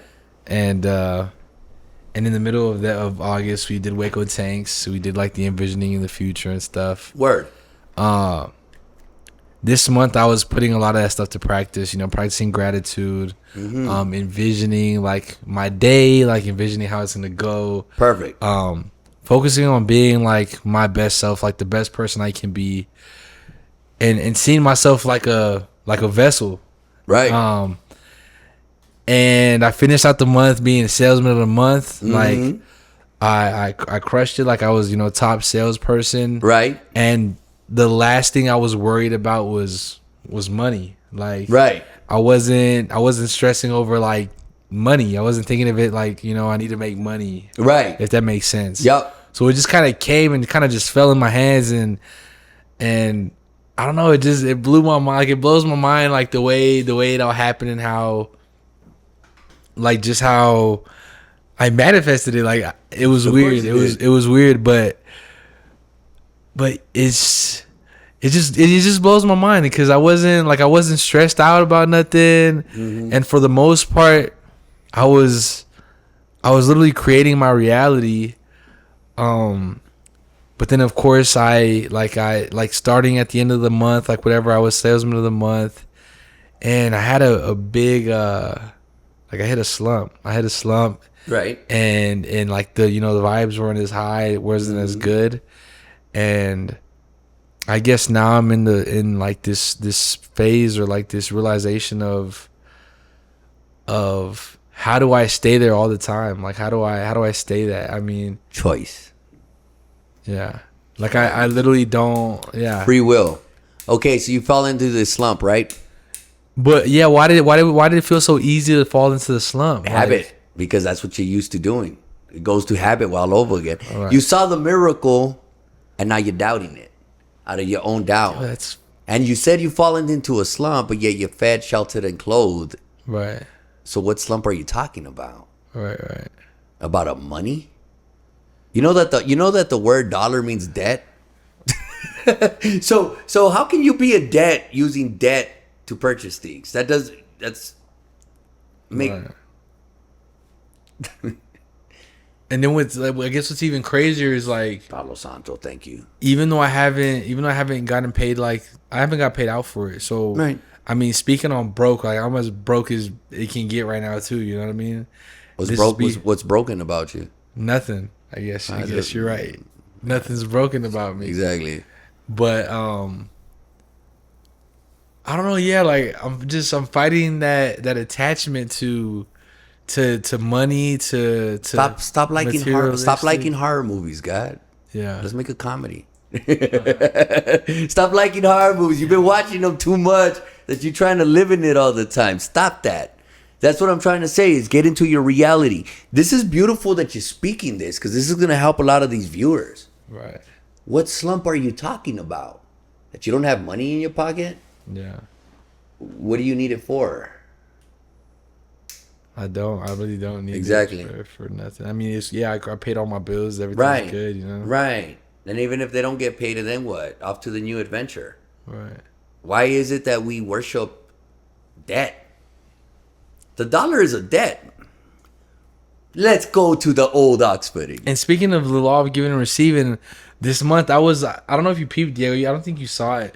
There was a few times where I was going on live, and I just to make like my lives interactive, I'll do like a trivia. Yeah. And I was giving out money. Awesome. And Be ready to get paid then. dude, I guess I already did. Yeah, I was going live and I was giving out money, bro. I was giving out like $15. I was offering to pay people's like lunches and dinner. Right. Just And- for referrals or No, just for trivia. Like I was just blessed, like just giving it back to the community, just giving it back to people. I got to put my nephew on blast. Yeah, for referrals is crazy, bro. Like, yeah, give me like referrals, yo. Like, it was $15. Dollar is debt. Money is debt. Consumers carrying banknotes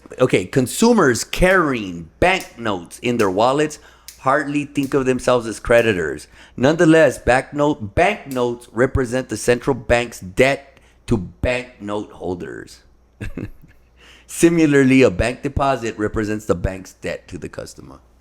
Similarly, a bank's deposit or Bank, yeah. So it's all debt. We're the currency. Right. That's the IOU. It's there's nothing behind it. We're playing on thought. We're all abundant. We're the ones that create everything. Our ancestors didn't run on this. They ran on mother. Mother gives all, but yet we go against her to fall into this delusion all over again, only to realize we are the currency. Give you a story. I gotta give one. I gotta break another one down. This is gonna be. Are we good on time? Can we still talk another one? Yeah, for All sure. right. So we lit it up, man. Damn, that We Pablo just lit it San- up in God. Let it just rise in that consciousness. Here we go. So, gotta give a story. Here's a testimony. Challenges have been real. I'm a life coach. I'm a personal trainer. I do personal training. I do the personal training to actually just fund my real job, which is being a minister. What is my ministry work? Y'all know what I do. Counseling, giving thanks, study, ministry, archive, school, and society. It's what I do. I don't ask for donations. However, people do donate, which is wonderful. God donates. God pays. Let me clarify that. But I run on personal training, and my personal training is different now than it used to be. I'm a master at personal training. If people think I've lost it, it's crazy. You don't lose knowledge. You only get better. The thing is now, I could get you a six pack, the arms you want, the legs you want, but if your mind's not right, you're still gonna think of yourself as fat and little. It doesn't change.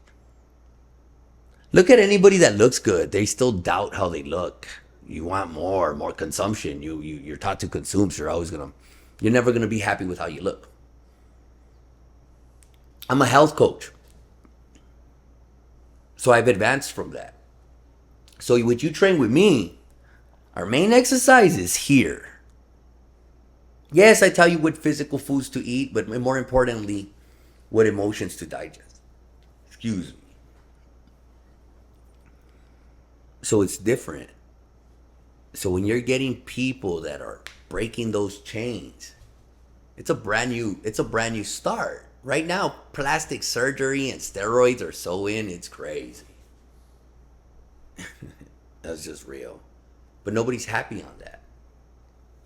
Eventually, especially y'all's generation, I love y'all straight up. Y'all are recognizing that doesn't really fulfill anything. The mind. We have to master the mind to recognize our soul. And once we recognize that, now we've mastered health, love, awareness, and wealth. So that's what I'm trying to teach, and that's what I'm trying to guide. Here we go with it. The 5%ers state this. This is a piece in the art of war, but it's not spoken like this in the art of war. But the context is.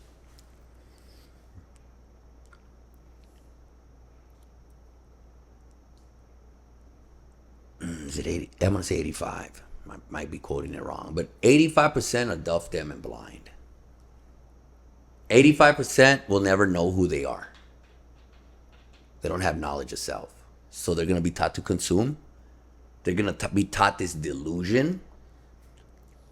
And they're going to be enslaved to it. I got to work hard, not joyfully. I got to make money, not spend time with my family. You get what I'm saying? Like they're stuck in this material delusion and they're enslaved to it. They lack knowledge of self. Because when you realize that you're the child of wealth, then you're like, why am I struggling so much if I'm the child of wealth? I am the child of this energy called wealth. So that's 85%. They're essentially like zombies, no? That's Basically. unfortunate. That's the reality, yeah. Even though, it's unfortunate, But here on this podcast, we're here to help spread that awareness to change that. Like start realizing that you're just good enough. You don't need all that to be good. You're here. You're fed, you're sheltered, and you're clothed. Recognize that, Experience the now. Everything that we're teaching right here now, everything that's coming out of my mouth, that creator is speaking through me. Take it in. Time to take off those chains. Free ourselves so we can fly, just like our ancestors did. 85%. And then there's the 10% that take advantage of the 85.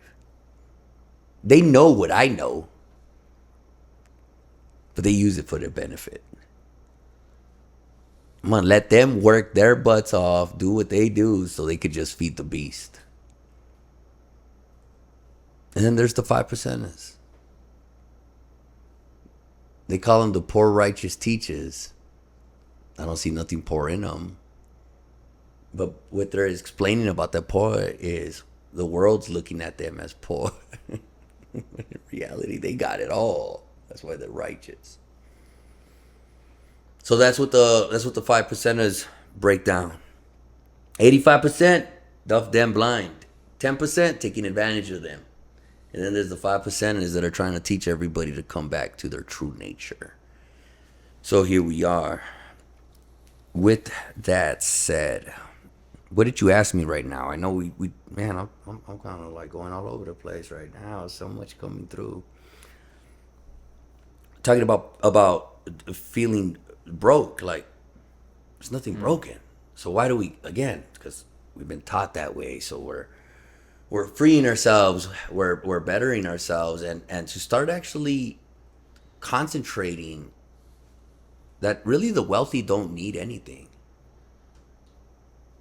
Right now, none of us need anything. I know we spoke about this. I don't know, did we speak about this on the podcast, the first one? We did. Okay, so I'll leave that, but I'm gonna say it one more time. If you don't need anything, you're wealthy. Just think about that and take it from there. If you recognize you have it all, you're wealthy. Without a doubt. Yeah. I mentioned this on the last part a little bit, but I just want to touch about it. Please. Touch the people we surround ourselves with, and obviously we're on our own spiritual journey.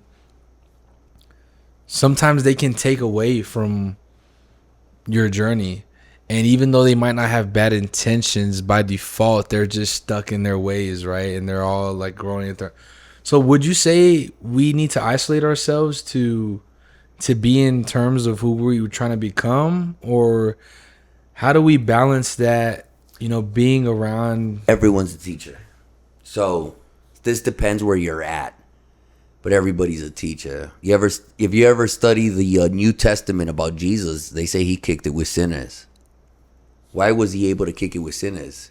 Because that energy wasn't going to lower his character. So I don't say isolate yourself. I say don't dumb yourself down to that energy.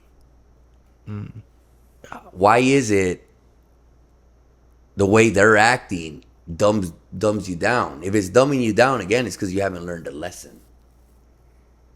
No matter, I don't care. Look, Dad, I don't care how often I hang out with y'all, and if y'all slicing yourself with a razor, I'm never going to do it. Because I know better. And that's what I'm talking about.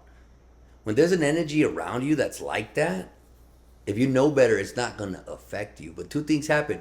What did I say earlier? You can't always control your environment, but you can control the way you act in that environment.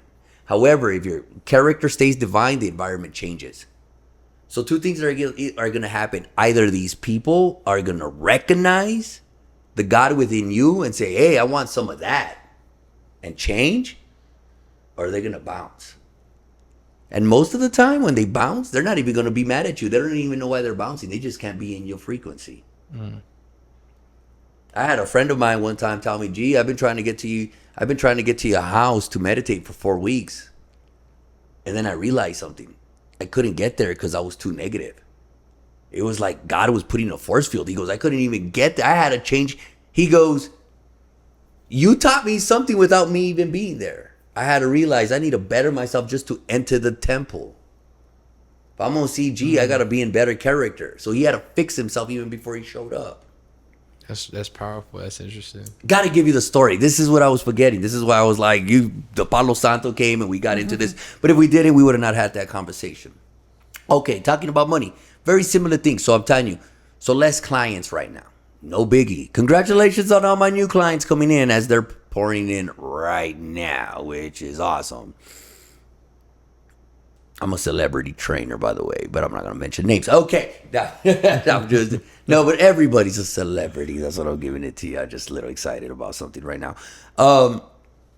With it said, certain challenges, income, whatever, comes opportunity. We're creators, right? Because we're the son of creators, so you're a creator, so we get creative. I ended up getting into a business that I'm very grateful that God put me in, because it could have gone, and I know he'll be okay me saying this, and we'll talk about it in the future, because this person is raising his divinity, but it would have fallen apart. So God put me there because it was supposed to be. And there's a lot of opportunity in it, so it was awesome, and I'm learning it. But I wanted to drive a truck. I wanted to see how it felt, so I drove a cargo van. I did a delivery to San Diego. I think I talked to y'all. That's why I Yeah, couldn't do for the sure. I couldn't do the podcast because of that. Right. That's why we're here now. But it was because I had to tell this story on the podcast. So I go over there and I'm learning a lot of fun. I have a guy driving with me that's a good friend of mine, and he's having to eat like me because Marley getting gnarly in the kitchen, packs us both food. So now he has to eat healthy because I only eat healthy. Why? Because I enjoy it. That's it. So he's losing weight while he's with me, having wonderful conversations. And he's like, dude, this is like a vacation. I go, yeah, no, without a doubt, my life is a vacation. I'm God's child. Come on. So as we get there to San Diego, excuse me, we don't get a load. We don't get a load. So we're stuck there now. We don't have sleeping bags, nothing. So we're gonna sleep in the van. I took like a little shirt, like little cutoffs. I was like you guys, but with shorts. San Diego gets cool at night, like real cool. We're at the Walmart and we're gonna sleep there. But then I saw this lady with like a half top shirt, and she had no underwear, no pants, nothing. So she was covered halfway up, everything else off. People coming out crazy, just doing wild stuff. So my boy's like, they're gonna be banging on our doors all night, bro. So just kind of be ready. And I'm like, why am I stuck in this world? This is worldly. This is a worldly energy. I have mother everywhere, and mother's still here, but she's covered in artificial delusion. Why are we here? I go, bro, why aren't we at the beach? Why are we here? We go to the beach. I try to find a camping ground. They're like $75. I tell this guy, hey man, like we just, we're at work. We're kind of like on a stranded thing. Can you help us out? He goes, bro, I'll let you know a place where you could park for free. I go, and it's the most beautiful part, man. We're right on the port, people fishing and just doing the things, very safe. I go outside and meditate. The sea lions come to me. It was like I've never seen sea lions wild in my life, like literally coming out of the beach and just chilling there. Somebody told me, you should have not been around them. They're super mean. I go, they were cool with me. You know what I mean? We were good. So with that said, my nephew right now is in LA and he's trying to make his way, and he's 18. I don't know. He was going through some stuff and he was venting, and I know when he's older, he'll get this. And that's the only way I'm saying it loud. So I answer his call and he tells me, Uncle, I don't want to be like you. I was like, what are you talking about? Yeah, I don't want to be in debt like you. And I was like, Dad, whoever told you I was in debt? And he was like, well, I mean, why are you driving? I'm all for opportunity. He's like, yeah, man, but like, I want to drive nice cars. I want to have this. I'm like, okay, yeah. I always thought my house was kind of nice, but I guess, maybe he wants a mansion. I don't know. So he's tripping me out. He's actually lecturing me, which is funny because it's a kid sleeping in his car right now with no job, telling me he don't want to live like me. And I was like, that's some awesome faith, bro, because the way you living right now. But I don't take it personal. You see what I'm saying? How am I going to take that personal? That's what I'm saying. When people don't know any better, how do you even take it personal? That's within them. That goes with what you're saying. When you see somebody acting a certain way, why are you getting upset when that's all within them? It has nothing to do with us. That's in their own nature. And they might be blaming you for it. But again, it's because they don't know better. That's all between them. Like, when you know better, it's kind of like it's almost like you see everybody like they're 4 years old. It's like, a 4-year-old cussing me out is never going to bother me. So why is an adult going to bother me cussing me out? It's the same energy. Just, who cares? Like, you're going through what you're going through. I'm sending you love, but I have nothing to do with that. So, he was giving me his spiel about debt. And I'm cracking up. I'm like, well, what is debt? Everything's debt. If that's the case. Like that, it doesn't exist. Anyway, wake up in the morning and we get a load to LA. That's where he's at. Then the guy I'm working with, peace, Big Easy, I gotta give you love. Oh, I'm shouting people out. Dry. They call it dry ratting, but no, it's dry propping here, right? I'm giving dry props. I'm giving props because props are due. He goes, Jesus, I can't have you just sleeping in this van, bro. I'm just gonna, don't worry about it. I'm gonna get you a hotel. I'm like, dude, you don't gotta do that. I know it's gonna take money. No, bro. I'm gonna pay for it. You need to sleep right. So now we got a hotel. And then I'm in Cali. I'm in LA, yo. I got the Temple of Hip Hop out there. I got my Temple of Hip Hop Cali peeps out there. So now my nephew, who's sleeping in a car, has no family around him. Nobody could go because everybody's working, doing their thing. The uncle that's in debt now has a hotel for him, food, a shower. So I call him up. I'm like, hey man, you want me to pick you up? I'll put gas in your car. No, I'm all right. I started sending them pictures of the food. I go, I got food. I got a hotel. Like, you could sleep in the bed. I don't know if it was pride or he just, he didn't want no doubt. But I was just thinking in my mind. I didn't want to put it in his face, but I was just like, but now I'm doing it. So because when he hears this, he's going to catch it. I'm like, so how is it that supposedly your uncle who's in debt came all the way to LA with food, shelter? Because I didn't plan to come for him. Don't think that was out of my understanding. That was God's understanding. God took me there. But if I wasn't going through my challenges to be creative, I would have never been in LA for him. And then y'all saw the video. As we were coming back down, our motor for the windshield wiper broke. Huge thunderstorms coming in front of us. So the video that I sent y'all was the end of the thunderstorm. It got crazy. Black clouds, thunder.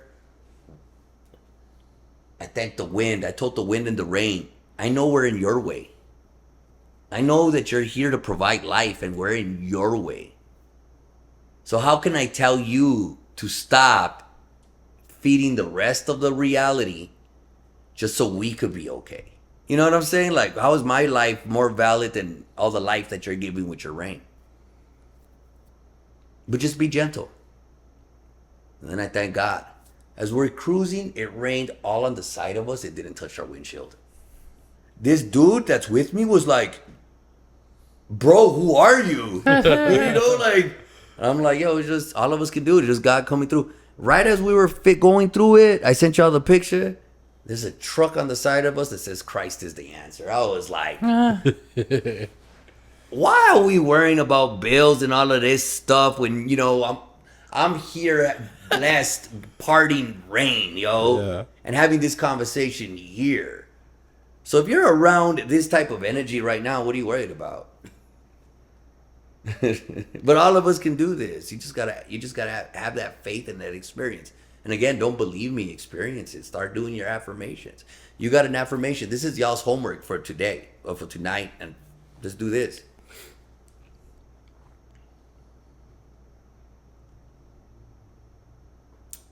We'll do this for 9 minutes in the morning, 9 minutes at night, because the nights have been coming in. I am perfect. I am not a sinner. I am healthy. I am love. I am aware. I am wealth. I am perfect. I am not a sinner. I am healthy. I am aware. I am love. I am wealth.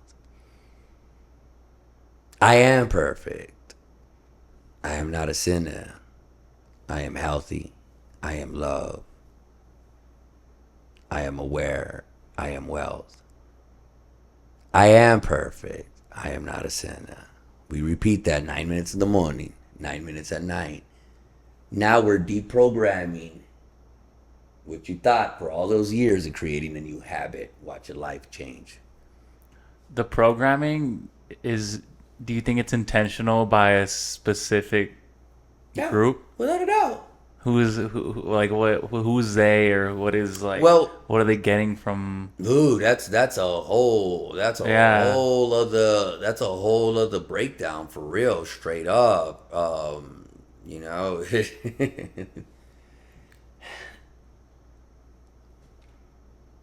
I'll say it for our people.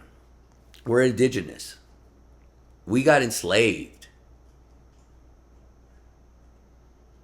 captured, no matter what. And in order to take away people's freedom is to erase who they are. They took away our God and made it theirs, then brought it back to us with limitations. We came from a God that was teaching us, you're not a sinner, you are perfect, you're my child. Took it away, told you, you're not perfect, you are a sinner. And if you don't believe in our way, you're satanic, or you're evil, or you're ugly. And because you're so evil, this is what gave us the right to take away your land. Because you're evil for what your ancestors did, we enslaved you. That's how they justified it. They used the Bible to enslave. Somehow, in some way in the Bible, they justified that darker skin was supposed to serve humanity based on the sins of Cain. Crazy. But that's how they justified it. But how are you gonna make a free man a slave? By making them believe that. And now you're shamed. There was a slave Bible. So this is just truth. I'm just breaking down truths. Look it up. Again, Google me. You look up the first Baptist churches and so forth. It was in the time when it was all pro-slavery. There was something called the Slave Bible. And they took Exodus out of the Slave Bible, which was when Moses freed the slaves. They didn't teach that part. So they made you believe that you weren't worth it. Wait, didn't we just hear something? Oh, you weren't there, bro. I literally just heard somebody talking about Exodus. Sorry, I don't mean. No word, no, please, guys. Yeah, that's just the time. Yeah, we're time is conversating. crazy. Yeah, we're conversating. There's no interruption. But that's what occurs. So then, what does your parents teach you? And your parents' parents. And then now, what happened when a slave messed up? They got whipped. What happened when you messed up? That wasn't our way.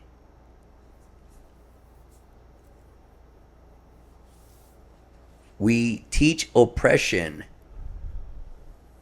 not because we're bad.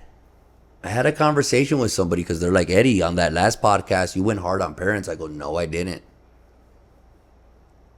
What I'm saying is, for any parent that is thinking that what they were doing was wrong, forgive yourself. You didn't know any better. But it's time to break that family curse of oppression. This is our opportunity to rise, y'all, and change all that.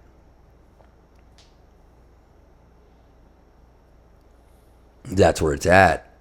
There was an oppressor. Has that oppressor really gone away? Are we actually truly, really free? I'm gonna let y'all decide that. Just wild to think about, man.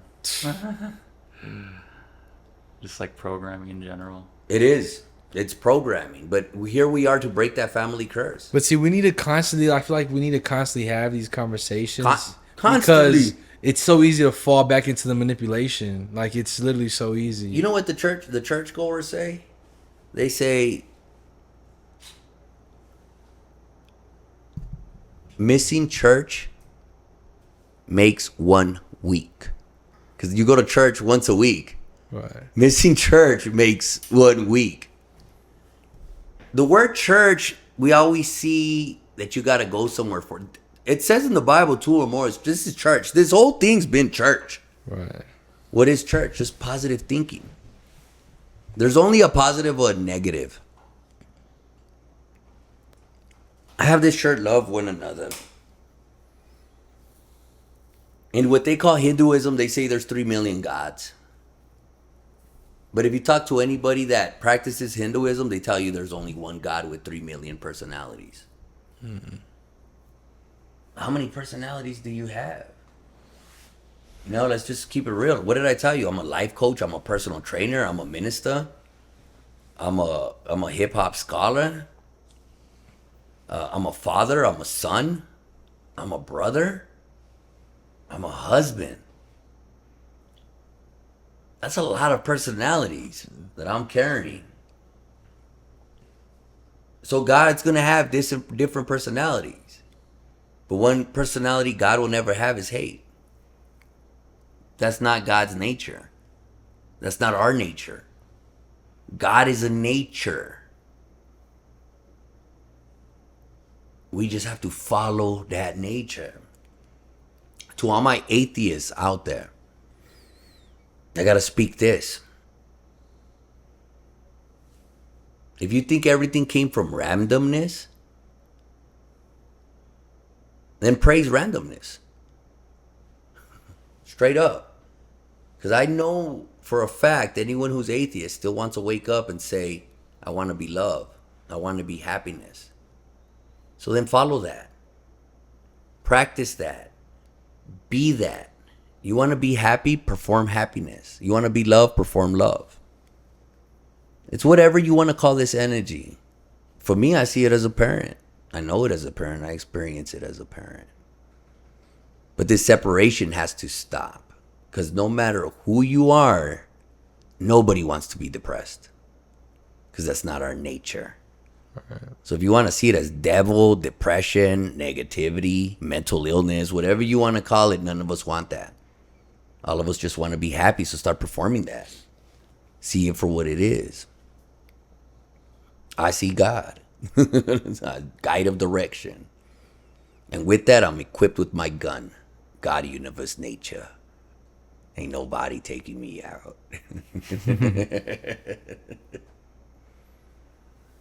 That's real. God, universe, nature, shit. God, universe, nature. Dude, that's some powerful stuff. That's a weapon, dude. Because literally, when I was at my lowest and I was going to you and we were training, right? And I tell Diego this story all the time. He's probably heard it like endless of times already. Mm-hmm. Those were like the things that I leaned on, which was like, like my faith, like in spirituality, like the world, like living in like not taking for granted, like just like the universe, like this little small speck on earth, and just being able to be present, and I guess that's the universe. And then nature, I was taking in the sun and enjoying my time outside, and that's when I grew the most as a person. That's when I felt like I was connecting to who I truly was and becoming my greatest person. And it was a time in my life where I was genuinely feeling like I was, where I was supposed to be. I was feeling good about life, and I felt me again. And it's been, and I go through these spurts. And so now I'm kind of figuring it out again, and I'm picking it back up. But when you can, like, I've only felt these experiences and lived these experiences in like little small spurts. So I can only imagine what like it is to like experience it for like a course of a year, like 6 months. Goals. Okay, let's set up goals. Y'all ready for some goals? Let's go a week of not eating no junk food of doubt. Let's start that way. Can we go a week being God? Can we go a week being wealthy? That's a great way to start. But it's easier said than done. It is, but here's the challenge. Now we set it up. And if you fail, it doesn't mean give up. That means the next day we start. Maybe a week was too much. Let's go a day. Oh, we got to go. Hey, let's go another day. Actually, a day sounds good. You see what I'm saying? We got to actually perform. We got to perform happiness. Happiness is a discipline. We can't just expect it. We got to really be ready for the challenges and rise to the opportunity. And you are going to mess up. Be ready. Be ready. Yo, this is Bells, bro. You're going to mess up. But you get back up and you get better.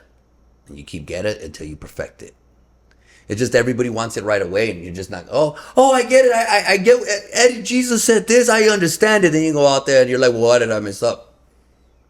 Yeah, dude, you heard it, but you still gotta apply it. And when you apply it, you're still gonna mess up. It's just what it is. But you keep applying it till you get better. Keep throwing that jab till it improves. You know, once you master that jab, then you can start learning how to throw that hook. But this is the start. I wanted to say something right now that was coming through as you were speaking that. We're talking about the English language, so let's speak about it a little bit on these religions and see the power that they do give you of freedom. Christ ion, right? We have ions in us. So I have the ions of Christ, so I will say I'm Christian. Catholic means to love the variety, so I am Catholic. Jehovah's Witness? Yeah, I'm definitely a witness of God. I'll take that one too. Muslim? Be one with God without a doubt. Hindu or yogi? Well, they're actually a little separate. But they both go with in union with God? Yes, indeed.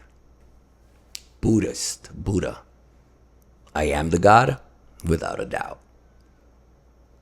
It looks like I'm each religion. I'll take all those definitions. And if we catch that, we can stop this separation and really recognizing what it's all about, which is health, love, awareness, and wealth. Let's follow that H law. Mm-hmm. When it comes to like relationships and stuff, bring it, God, yes.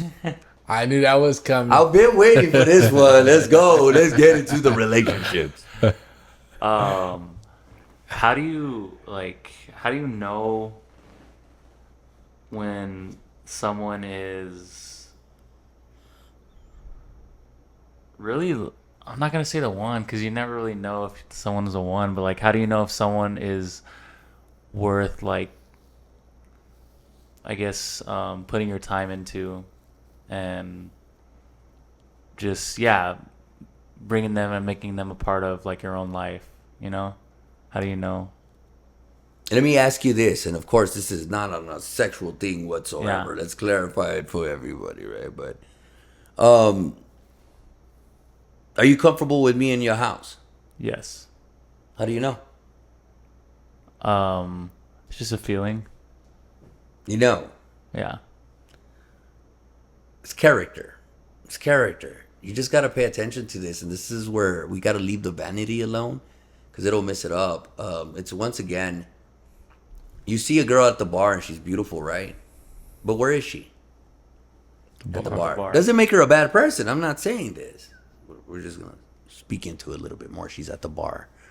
So that means she goes to the bar. Second, she looking fly, right? And she got a little mini skirt. Right? So what does that mean? That means she dresses attention seeking. She might tell you, no, I don't seek attention. Then why'd you wear a little skirt? It's because I look cute. So you're attention seeking. Now she dancing on the tables. Seductress. But I'm just having fun. No, but you feeling good and you seducing. Let's keep it real. All right, ladies, I'm not just throwing it on y'all.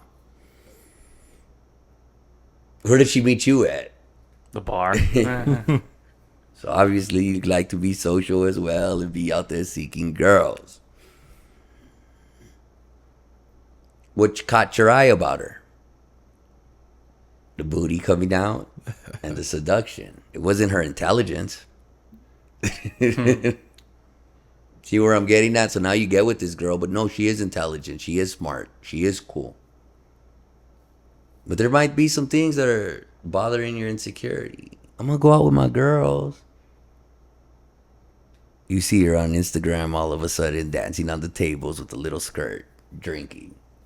Now you mad. What are you mad about? That's who you picked. That's where you met her. So now you want her to change just because she's with you?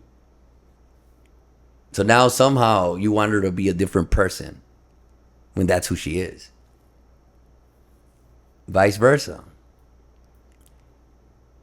You and James go out, girl sees you, you know, crazy. Girls around. Who are all those girls? They were all the girls that were around me before I decided to get into this relationship. See what I'm saying? So what you want to do is gotta get this one. is this just a testament to our own immaturity? Or Come to on, our God, own- exactly. This is you're attracting your mirror image is what I'm getting at. So what do we say? We say perform God, right? So obviously you want a goddess. So why don't you write her down? We've been talking about this spelling language all the time. Why aren't y'all spelling it out? And I'm talking about everything. I'm not saying for her not to have a nice booty, dude. You like a nice booty, put a nice booty on her. Oh, that's definitely gonna be on my I'll list. put it on my list. I want the badunkadunk.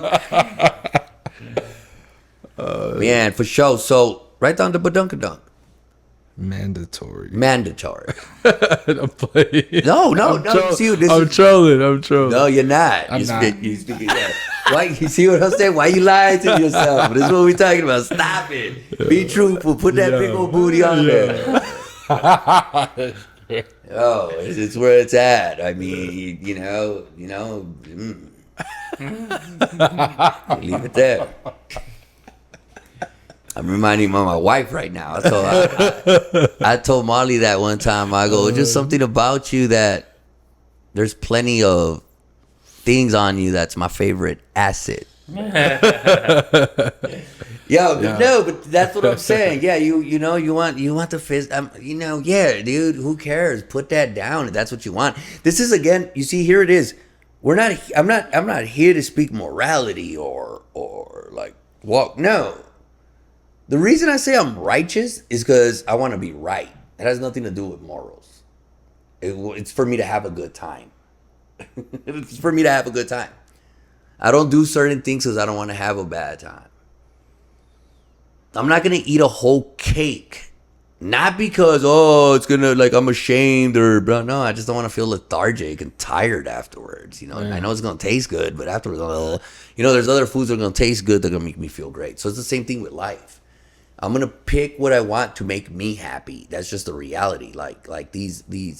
I don't see these as roles. I see them as rights. I don't lie because my truth is valid, and I know my truth is gonna get me where I need to be. I don't steal because if I do that, then I'm telling the universe I don't have. I don't hate because if I'm hating, that means I'm thinking I'm not the it, and I want to be confident in knowing that I have everything going for me. So I don't do these things not because it's morally wrong. I don't do these things because if I do that, I'm doubting who I am. I'm a divine nature, so I'm gonna act divine.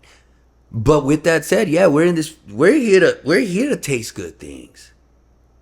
We're here to enjoy. This is why we picked this mammal body, dude, is to have good drinks, good conversation. Get a good kiss from your girl, yeah, without a doubt. But choose her right. Write her down. Big booty, one, cool, okay, but where's her intelligence level? Where's her spirituality? What does she like to do? Write all of that down. I want a girl who hikes. I want a girl who studies. I want a girl that doesn't need all this makeup and so forth to feel valid. Write it down for real. And all of a sudden, she will appear. But guess what? She's writing you down too. So you got to be that guy. You want to attract a goddess? You got to be a god. Now all of a sudden you're not at the bar attracting her. I'm not saying that's the wrong place. Let me clarify that to everybody. I'm just saying be prepared wherever you meet somebody to have that part of their character. Because obviously they're there for some reason of that. And if you're cool with that, maybe that's what you want to write. I want to meet a chick at a bar. I want her to party. There's nothing wrong with that. You want to write that. But if you don't want that and you want a specific woman, write her down. Next thing you know, man, I'm going to go to Barnes and Nobles. I'm going to go get that new Dr. Deepak Chopra book. Maybe I want to go get myself a Paramahansa Yogananda. I've been telling them I want to meet a chick at Barnes and Nobles. Like I want to meet the lady at Barnes and Nobles and just vibe at Barnes and Nobles like for the first time because I've never had like an experience like that at a bookstore. Exactly. Never have. You got to kick it at Barnes and Nobles there. Yeah. You got to get your study on. Yeah. They're going to walk in. But remember, at a bar, they're seeking to find people. At Barnes and Nobles, they're seeking knowledge. Right. See the difference? Yeah. I'm seeking people to make me happy at a bar. At a bookstore, I'm seeking knowledge to make me happy. Hey, knowledge is right here, baby. Come on. Knowledge reigns supreme. As a matter of fact, KRS-One told me that, Teach told me this. He said he found enlightenment at Barnes and Nobles here in El Paso, Texas. That's crazy. There's probably something divine about that store, man. We're something divine about go that see store. What's go up. Kick it. Go see what's up, man. You know what I'm saying? What you know what I mean? Like that. You want to meet women who are intellectual, are healthy. Yeah, Barnes and Nobles, health stores, museums, hikes. Women. You want a man who's a god? Bookstores, museums. Should relationships should they be? Because I heard someone say like, well, basically the question is, should it be stressful? Are relationships stressful? Like, do they? Because I hear people like a relationship shouldn't like take you out of your peace, you know. But sometimes like, I don't know, like you're with a girl and it's just like, yeah, it can be a stressful thing. But the thing is that like, is that how it should be? Is that going to happen? You know? Like, yeah. How do we find our boundary? Well, here we go. It's based on where you're at. Now, if you're already a god, you're not going to get in a stressful situation because you're attracting a goddess. But if you're not, obviously you're going to attract someone who also is not. Because when you know better, you do better. And I say this respectfully, but a god is just not going to get with some chick that's all over the spot and vice versa. They're not. We know what we want. I hang out with y'all right now because y'all ain't going to affect me, but you never will. Nobody ever will. But I could kick back with y'all. Y'all good peeps. You know, I catch it. When you pick a significant other, that's your other half. So you're going to be pretty wise about it. So on that answer, no, the relationship shouldn't be stressful. However, if both of you met each other limited and not knowing who you are, you know, you both met each other struggling with finding yourself, yes, it can be stressful, but doesn't mean that you guys can't work it through and better yourselves and become gods and goddesses. It's up to you. Can we be committed? Can it be possible? Yes, it can. Say you're with a girl and you're recognizing your God, but she's still going through her trials and tribulations. Then she shouldn't affect you. Diego, blah, she vomiting at you, right? I don't want to argue back. I don't want this energy. So what do? I'm going to go get a book. You know? Oh, you know what? She's probably going to go on a jealous trip if I go Barnes and Nobles. You know what? I'm going to treat her right because I know that's what bothers her. So I'm not even going to go to Barnes and Noble. I'm just going to get a book and go into my room. The golden rule is treat others like you want to be treated. The platinum rule is treat others like they want to be treated. I'm what you call vegan. But if you don't like vegan foods, I'm going to make you go get a steak, bro. Like, you know what I'm saying? I'm sorry, vegans that get upset about that, but you know what I mean? Like, I'm going to treat you for the character you are. That's just the circle of life for where it's at right now. I'm not going to be able to show you my way by going against you, but you know what I'm saying? If you're hungry, I'm going to feed you what you need to eat. It is what it is for now till stuff gets, in its direction or whatever that means. I'm going to stay off that topic. People get crazy on that. But yeah, so I'm going to treat you like you want to be treated. With this said, just because you're advancing and she's not, you still got to treat her like she wants to be treated. She has an insecurity issue, then yeah, get the book that's inside your house. Read it there. What is she watching? Wow, this dude doesn't want to fight. Wow, I'm acting crazy and he's reading a book, so she's going to test you harder. Oh, so what, you're going to just ignore it? No, I'm not ignoring you. I love you. But I really don't want to get into this. Like, I'm sorry that I affected you this way, but that wasn't my intention. this is just who I am. So maybe you need to ask yourself if you really want to be with something that is like this. And blah, blah, blah. Look, I'm sorry that everything I'm saying is possibly wrong, but I'm just giving you the heads up of I'm trying to better myself. And by better myself, I'm hoping to better this relationship because I'm obviously still here. But I'm going to read this book to better myself because that's all I can do. They tested God. Once they start seeing that, well, now there's no more fight. So two things happen. Either she's like, I can't handle a God. I'm too jacked up for a God. I'm going to bounce. Or say, I need a God in my life, so I got to be a goddess. And that's where the stress goes away. So long answer, no, there should not be a stress in anything you do. It's crazy how trauma has programmed us. Right. So like it affects a lot of us, man. And I've seen it, and I'm sure I'm traumatized in certain ways too still, but I mean in women it's very much more apparent in certain relationships when like you're like getting to know somebody, Right. or like you're first meeting some people. And yeah, a lot of times they project that shit like really hard and it's very strong. And, It's hard for a woman. and to us, Yeah. or to me at least, like it's very apparent. Like you can see it like clear as day. And I don't know if they see it like that. I work with women all day. I love women. I came from a woman. They're so powerful. And again, because they're so powerful, this oppressed way of thought makes them feel less than, where they're just objects of beauty. What do you do? What happens when you see a little girl that's 4 years old and she's dressed up? What does the whole family say? You're so cute. You're so pretty. Right. 15 years old, quinceañera. Look how pretty you are. Pretty, pretty, pretty. Your success is just vanity. So what does that attract? People that are just looking for a girl that's beautiful. Not that they're intelligent. Not that they're loyal. Not that they have all these beautiful characteristic traits other than you're pretty. So that's the challenge for women. I told a girl today that showed up. And I told her, you're beautiful. She's like, oh, thank you. I go, no, I'm telling you this to be careful with it.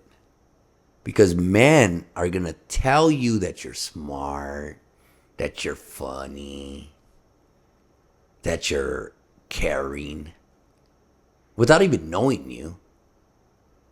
Just because they want to get with you because you're pretty. So they're just going to lie to you. And they're going to be super nice to you. But that's not even their character. So watch them. I go, it's unfortunate that you're society pretty. You got a better chance when guys don't think you're pretty. Because now whoever gets with you is going to be because of character. So good luck. And she was like, wow. But it's like I said on that first podcast, anybody who has divine character is never ugly. They might not be banging it when you first see them. But once you get to know them, you're like, wow. Yeah. What's like when it comes to getting a little bit more like Speak into it, it here? bring it. When it gets to like sex, at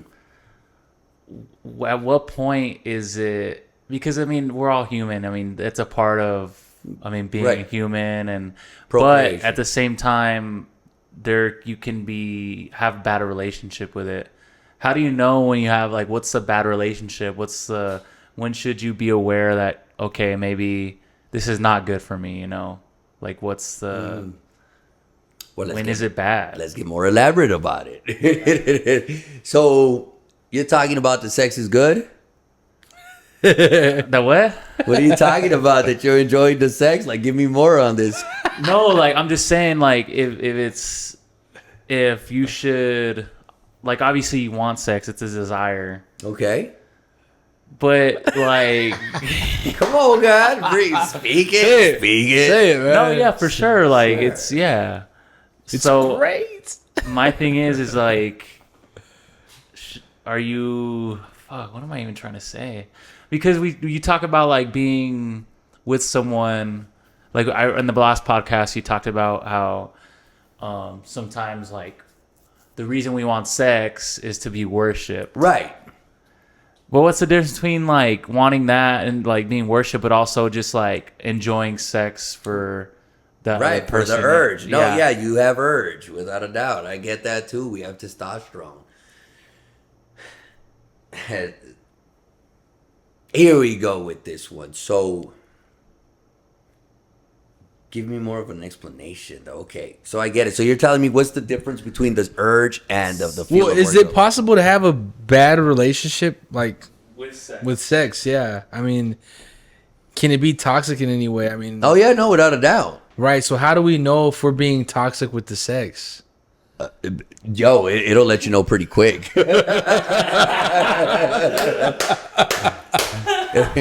that was easy. Are you risking your food, your shelter, and clothing for it? Okay, that's a big one. Yeah. If it's risking your food, your shelter, your clothing, your sanity, your peace, then yes, without a doubt. Yo, That's what I'm trying to get at. Look, sex happens, I get it.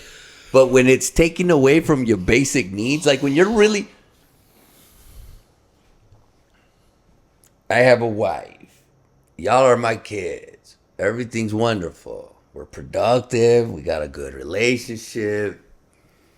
All of a sudden, I'm working out at the gym. This girl be looking at me, and I'm like, yo, girl, it's hot. Ugh, sexual attraction. I want to get worshipped, obviously. Pedestal, right? I go on the sneak tip to hook up with her, knowing that I got a wife and kids. I'm willing to risk all that just for a sensation. Yeah, that's when you know. That's when you know when you're willing to risk everything that's going good in your life just to get that attention. That's a right there. Do you feel like casual sex is a bad thing? Like with no intention other than just oh, I think this girl's bad, but I don't see anything like that I'm gonna pursue anything with her, but I just want to hit, Do you feel like that's inherently a bad thing? Well, I'm not a right or wrong person. I'm really not. It's either is it good for you? is it good for you or not? So what is sex for? Is procreation. Sex is just to make babies. That's it. Why does it feel good to have sex? To make babies. Because if it didn't feel good, we'd have less of a world population. Here's the challenge of it versus beast and man. As gods, we can make a choice. As a beast, you can't. So if we just let our animal instinct run wild, bro, we're just gonna be banging girls in the head with a club and taking it. Yeah. But no, we're gods. We can, yeah, we'll just be beast. Well, we straight up animal kingdom if that's the case. But no, we're gods, so we have a choice. But because we're in this mammal body, we still have the beast trying to tell us, raw. But you have a choice. Because in reality, that's all sex is for, is procreation. So what are the risks of casual sex? Making a baby with somebody that you don't want to make it with. Yeah. Okay. Nah, but I'm on birth control. Cool. What are you doing to your body with that birth control? How safe is it? You're harming yourself just for casual sex. You're harming yourself for nothing. Meaning you know this ain't going to go nowhere, but you're on a birth control that can possibly harm your body. Now, I know a lot of girls are going to be like, what is it? Look, I don't know. I know a lot of girls that birth control has really messed their body up. There's risks to everything. That's one. Second is this. Sex is intimate. Sex is intimate, meaning you're trying to become one. You smash. That's why they call it smashing, yo. You're trying to literally become one. You're becoming one person. So that means her DNA is getting in you. Because we got a pee-pee hole. It's not just the girl. So we're getting her DNA in us. They're getting their DNA in them. We're literally becoming one with someone that's casual. You're partnering up with somebody that's casual. See that. Pay attention to that on any of your sexapades. You have sex with somebody and all of a sudden your thoughts are different. Because you got other DNA in you changing your thoughts and your anatomy until you digest it out. This is real. This is real. This is why you see couples get together and all of a sudden they start thinking alike. It's not like they're trying to conform to each other. They're actually starting to think alike. And I ask a lot of my guys this, and he's like, oh, I see this dude tripping over some stuff. And I'm like, what are you tripping on? I go, dude, you never talk like that. I know, man. I don't know what's going on with my head. I'm like, did you hook up with a girl just recently? Oh, yeah, bro. I had a booty call like 2 days ago. I go, that's why you're thinking like that. That's wild. I went to a healer once. I had a pretty crazy accident. I went to a healer. I had to get a blood transfusion by an accident. I ended up getting my liver punctured, bled out. A healer? Like this guy? No, this is real. This is real. Yeah, so I got my liver punctured. I had to go to the hospital. I had a bunch of blood transfusions, etc. Made it out.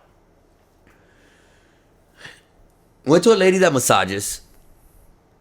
Charges $50 for a massage.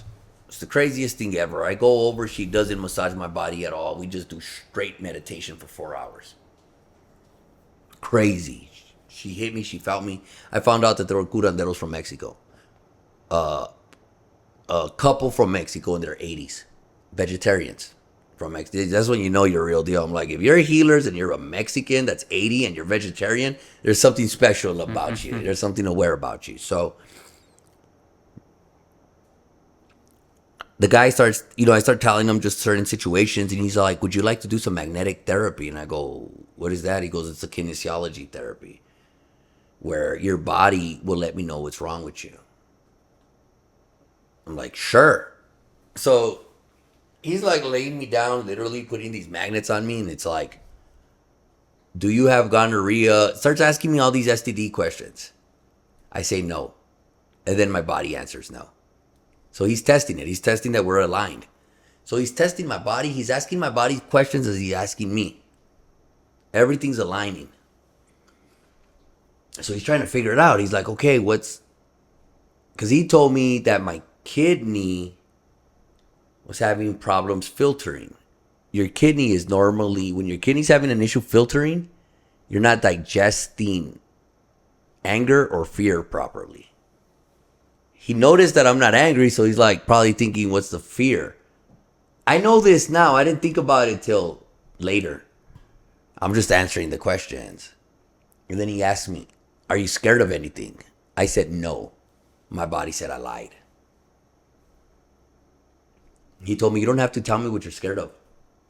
I'm going to ask you again, are you scared of anything? I'm like, no. My body said I lied. So I get into prayer and I'm like, well, if I'm scared of something, that means I doubt God. So I know I'm not. It's like when Victorious asked me, do you ever get depressed now? It's like, no, I know too much to be depressed. So I know too much to have fear. So I told him again, I'm sorry, man. I know my body's telling you otherwise. I go, but if I have fear, I doubt God. And I can't doubt my creator, so I have no fear. So he looks a little puzzled and he tells me, have you ever had a blood transfusion? I'm like, 3. He goes, it's not you answering. It's the people that you took the blood from that are answering. Then we had to do a cleansing to remove that energy. Thank the people, but remove the fear. So if you don't think that DNA is going to change your mind, no, without a doubt it will. That's crazy how he said specifically a blood transfusion. He knew. He caught an 80-year-old man. With this said, think about it this way. When you get with a girl and she's tripping on you, and you're like, why are you tripping on me? It's not my character. She ain't tripping on you. She's tripping on her ex still. Because that DNA's still in her blood. Damn, you just had a booty call like 2 days ago? What the fuck? Think about that. She's tripping on you because you're battling governments. Now you're still battling that dude. That dude's still in her. Oh, fuck, I can't see that. That's wild. You got to be careful. They say this, and again, I'm not speaking on factual. I'm just speaking. Right? I'm speaking on what I've studied. They say that women keep men's DNA for 7 years. 7 years. That's fucking So that means you're dealing. So that means you're in a relationship with those other bodies that are in it for 7 years. Damn. She's keeping literal bodies. It's Literally. crazy. And thoughts and ideas, all of that still in there. And you're having to battle these dudes. The dudes is jealous. You know what I mean? They're like, bro, we don't need another one of you fools in here. So she gonna act a fool. This is crazy. That's insane. Wow. So I can't believe stay away from this casual whoever you sex, had dog. sex with in the last 7 years, I need Celibacy names. is the way. Celibacy is a beautiful thing, man. It's funny because again, it's like we think we need this urge, but if you use that sexual energy for everything else, let's just think. I love y'all, ladies. I love y'all, but I'm gonna give y'all the same advice. Actually, I'm always pro woman. Don't think I'm not. It's just, and I know y'all don't think that, but ladies, stay celibate. Actually, y'all stay real powerful. But this is the thing about celibacy. It was crazy. Imagine if you didn't let go of that sexual energy. Yes, it's a bunch. It's a lot of you, right? You want to exert it because it's so much, right? Like, but imagine you focus that on a project. Think about if there was no girls to distract you, what you would do. If there is no thought of hooking up with a chick, what would you do right now? Fucking changing the world. Real deal. Yeah.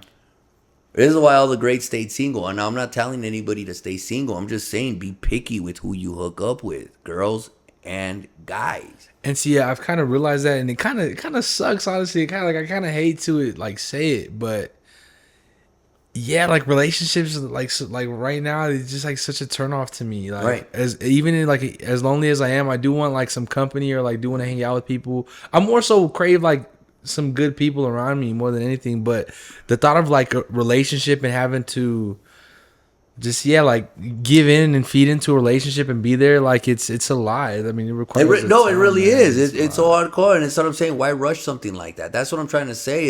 Is in reality, you should be very particular. In reality, it's so old school, but it's so real. Like you should only just be looking for one partner that completes you, because two things that I feel are the hardest thing. Let me break my English language here properly. Two of the most difficult things that you will ever experience in life is seeing someone pass away and heartbreak. Two of the most difficult things that you'll ever experience in your life is seeing someone pass away and heartbreak. The thing about heartbreak is you still see them around. A broken heart is the most difficult thing that you'll go through other than seeing someone pass. Think about that. There's no other two. But yet we play with our hearts like that just to be destroyed is crazy. So why put yourself in that situation to be broken? You're talking about being broke. That's being broke. When your heart's broke, that's when you broke. You don't even care about making money. You ain't caring about nothing. You're just mourning on your own death. That's the crazy part. Like a piece of you died right then and there, and you're mourning over it. Some people do die. Real deal. Yeah. That's it. It's a new person after that. They're gone. Yeah. So why is it that it seems, and this is just through previous experience, it's Right. not always the case, but the person that we really want 9 times out of 10 isn't the person that, like, it doesn't work out. It's not the person we end up getting, or they end up not liking us like we like them. What is it about that? Damn, memory card full. It's crazy. Ooh, yeah. Man, We've and been that was on this one. and that question was a banger. I still got the Yeah. Okay. We could repeat that question though. I mean, it's on the audio already. Do you have another replacement? I'm over here. Oh, you don't have another SD card? Yeah. Oh, This is gonna be pure audio right here. This is for. hey, audio is good, man. Straight up and down. Well, you got this video here, but we can't see you. Does this video camera work? No, so this is the one that died. Yeah. This is Oh, the word. Okay, Yeah. so we audio coordinate. Yeah, All right, we let's recorded. continue this then. Yeah. No, but this is real, because even if nobody hears it, just for us three to actually break this down, because these are jewels right here coming in. if the girl that you're saying you would say that one more time. Let me take that. Yeah, a lot of times the girl that we really want, or we think we really want, at least, it doesn't end up working out. They end up not liking us as much as we like them, or for whatever reason, it just doesn't play out. Thank God. Thank God, straight up, because that obviously that's divine intervention. When that really occurs, it's kind of like, it's not kind of, but it seems like it's on the ones that we really think we like. Like it's always like that. God's grace to the fullest. God's grace to the fullest, because you're putting somebody on a pedestal without fully getting to know. It's like, it's kind of like this, God. It's like you see me and he's the son of God, and then I end up being a cult leader. But you believe in me so much that I got you doing all sorts of jacked up stuff. It's because you're automatically putting her on a pedestal so high without even being in a relationship with her. Like you really don't know. You're just assuming. That's God's grace. And that's when we can't lean on our own understandings and just be thankful. Where God's like, I know that's what you really want, but actually God's being a parent. The universe is actually being a parent and say, for your protection, this can't happen. Actually, for both of y'all's protection, it can't happen. And you'll catch that. The girls that you're thinking in your mind, and you're talking about someone that you're not with, right? Or somebody Correct. that, right? Yeah, it's somebody that you're not with. Or Watch- maybe you're somebody that you're maybe, Watch 10 years from now. We'll talk about it. This is where my physical experience can tell you something of being older. 'Cause I know exactly what you're talking about. I think all of us guys have that. Man. So we essentially, our partner will never really place them on a pedestal. You will, but it's like this. When you're trying to do whatever it takes to be accepted, it's not meant for you. People should just accept you for who you are, and that's real. That is. That's exactly it. Yeah, if you're trying too hard, then that's not supposed to be. It ain't supposed to work like that. Like if you're, you know what I'm saying? And I get it. There's some girls that are gonna test your God. I get it, but you'll know those. But when it gets to a certain point, that But why is it that we like certain women like way more than others, or like what do you think it is in us that just like makes us feel that we're so heavily attracted to that girl? The resemblance that's bringing in from the programming, also the pheromones. We're also mammals, dude. Yeah. You know, that chick ovulating, and she ovulating hard or something, and it catches you. You know, pheromones are big. But she has free will too. So remember that the body's instinct is to want to get you know what it is. You see this girl barefooted walking on the carpet, and all of a sudden there's a smell to it, even though there is no smell, and all of a sudden you're all like, whoa, you know, you're buttered. You buttered up like a Southern biscuit, yo. Yeah. It's also crazy, like, especially in our generation, that well, I don't even think it's just our generation, but as a man, it's like everybody's kind of competing, or not competing, but if you don't have like a certain amount of like bodies, Right. or like, crazy, yeah, no? if you have a low body count, That if is so dude, crazy. you don't get pussy, like you're just, Isn't that the craziest thing? That is so crazy, bro. That's like far from opposite. Like to me, if to me it's like, and think about it this way: the more bodies you have, that means that all those women didn't accept you, or you're just a jerk, straight up. That's all that's stating. damn. Like seriously, think about that. Because the whole purpose of getting with somebody is to connect. So that means you couldn't connect with 100 girls? Like, what is going on with you, bro? Damn, I Interesting never way to got it put on it it. like that. Yeah. That's crazy.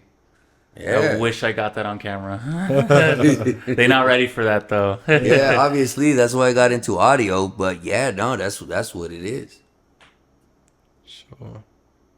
I know those dudes, bro. And guess what? They get to my age and they stay single. Yeah. And now they're just trying to look for somebody and they can't. And they're miserable. And that's so sad. Because they still haven't figured it out that they got to better themselves. Dude, I had a client today. True shit. I never heard nothing like this. He was like 63, or maybe a little older. Makes 40,000 a month. He's had a family business here for over 50 years. Mm-hmm. He's been married for 55 years, dude. That's the longest I've ever heard anybody be married. Isn't that so dope? Or just to actually say, I've only experienced one person. Like, keep it the reality of this. Imagine, visualize this. If we could have only just had one female. How to love you be with him? I can't comprehend that. Well, think about that. That means you're the best because there's nothing to compare to. Man, I would love to know what that felt like. Right. Again and again, what happens? They taught us the opposite. This was all for our failure. They marketed sex this way to make it casual so there is no connection. That's the challenging thing about it. And that's where, even though with these podcasts, it takes me a while to be more, not necessarily truthful because I'm not scared for my truth. But I have to explain it in a way like, are people actually ready for this? Right. Are you ready to hear this? Because I'm not judging nobody, but you're going to start judging yourself. And I'm not here to blast nobody. I'm here to uplift everybody. But that's where the challenge is when people take it personal and don't take that jam. It's harmful, and it's not about that. It's up to a lift. And also, here's another thing too. Let me ask you this question. This is a crazy question, but I feel like I gotta say it.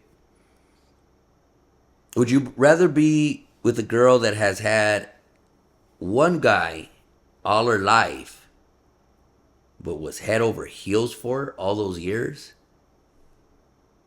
and then they broke up? Or would you rather be with a girl that has 100 bodies but never really connected with any of them?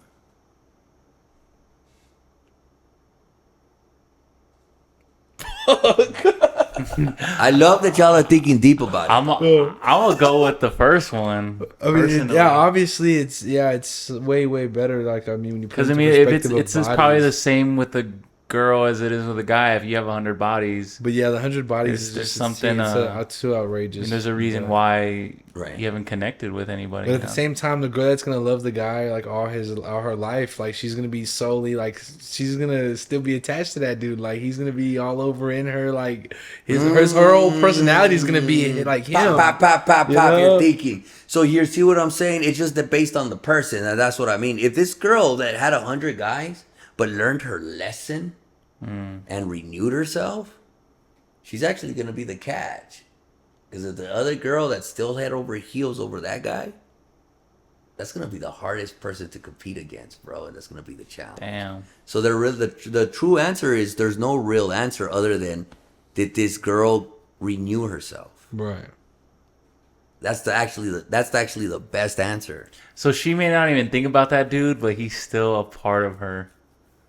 That's fucking right. Because she I mean, still is without a thinking about doubt, I feel like she would like Yeah. a story like that. it. You're talking about a girl that was head over heels. That this guy left her. Right. She didn't leave him. She worshipped this. That's dude. not gonna leave. Yeah. That's And not now, gonna just leave. think about it. Think about the bitterness that you're dealing with Right. versus the other girl that, she. 100 guys though, goddamn. No, that's a whole lot, without a doubt. I get that, but that's what I'm saying. Like, okay, so she got with 100 guys, but then this one girl banged this dude 3 times a day. So what's the difference? They were both getting nailed. Yeah. See how we don't think. It's a whole lot of penetration. Yeah, it's a whole lot of penetration. You see what I'm saying? You're not taking things into consideration. That's what I mean. Like, okay, so say this girl that got with 100 guys but was casual. So say, maybe she banged like 300 times, which is still, it's high. Yeah, that's like 10 times a year, yo. That's it. Right. Shit, that's not bad.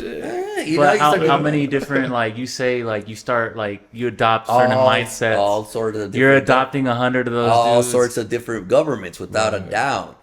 But with that said, remember, world is mind too. Like, she has these challenges in her, which is going to be hard.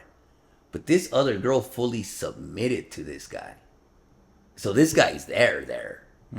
Like, not just DNA there, here, Lives rent free in that head. rent free. Yo, She real. she about to do her sexual activities on you, and all of a sudden she just starts thinking what this other guy's doing with the other girl. You know what I'm saying? All of a sudden she's not even into you. She's just looking Yo, at that's you definitely very well a possibility. Like, all the time. Yo, come on, man! Like, gotta see that. Wow. A lot of females start hooking up with other men just to piss off the man they were with. oh man, You're just being straight up used. And vice versa. Men do it too. Don't get me wrong. But right.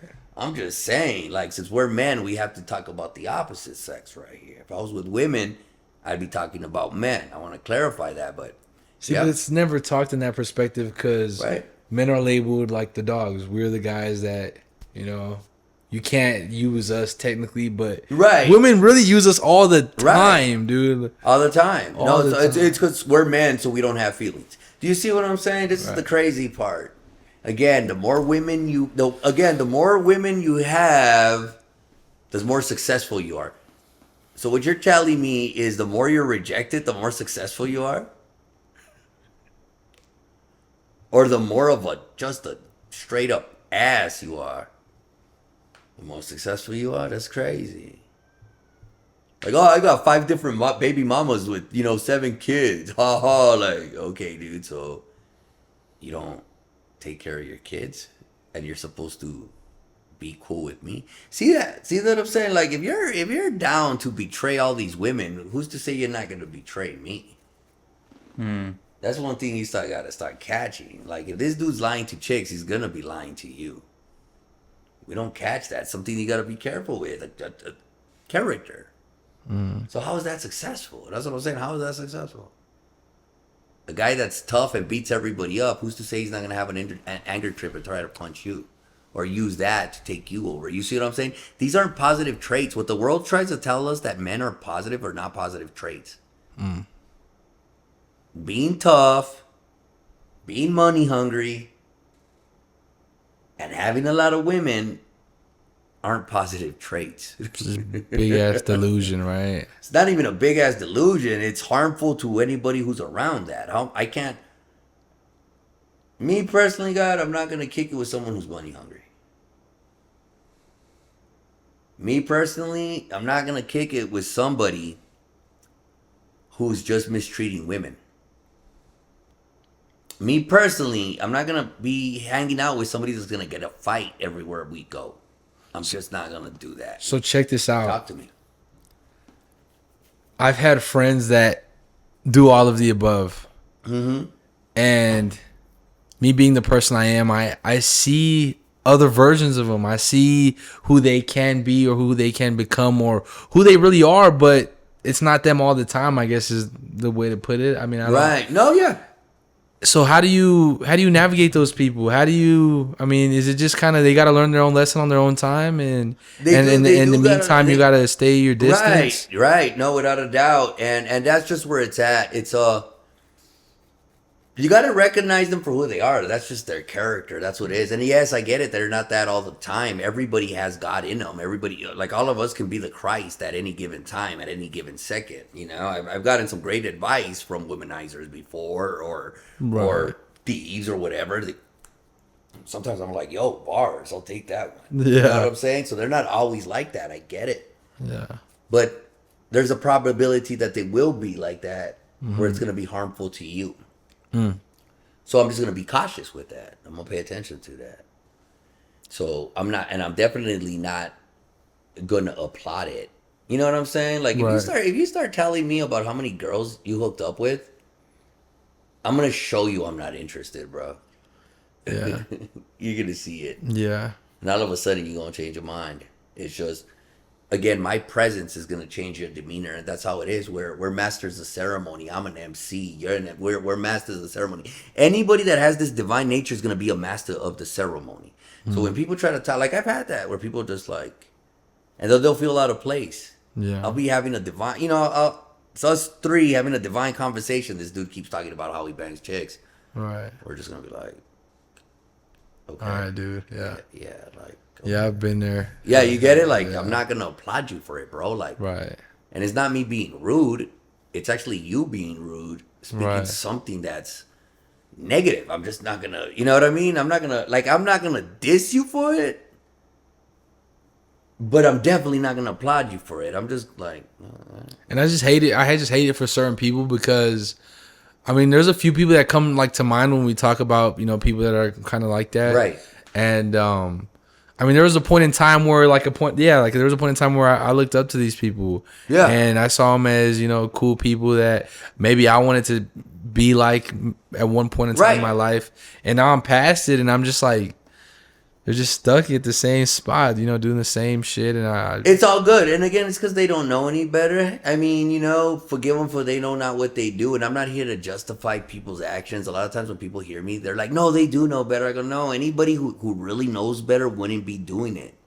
Doubt is the mother of all sin. So when you doubt yourself, you do these moves. You think this is what matters because that's what you've been programmed to think, but you're never going to be satisfied. Oh, so I got to bang 200 chicks. The only reason you banged 200 chicks was not to fulfill you, was to brag to me. But once you see that I don't care, so what did it do for you, bro? Like, you're just gonna live it. You're just gonna live in that. All right. Well, congratulations, bro. right. You know. It's And like a lot of times with these kind of people, you see that they're extremely good at playing victim. They're like always, without doubt. they're always the victim. It's always a victim. Yeah, that's what I'm saying. It's always a victim because you're blaming others for your own faults. Oh, it's because these chicks, bro, the way they treat me. Whoa. Yeah, you're banging 7 chicks at the same time. You think they're going to be cool about it? It's because she popped my tires. Yeah. Not justifying it, but yeah. You know, you're playing with that energy. What do you want? Yeah.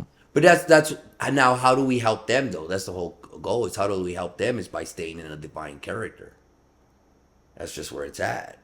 You know, when people are around me and they start telling me, "Oh, check out that chick," I don't check them. I know girls are pretty, bro. I'm a man. I get that, but I don't want to physically hook up with any girls. I'm very happy with my wife, and this is real.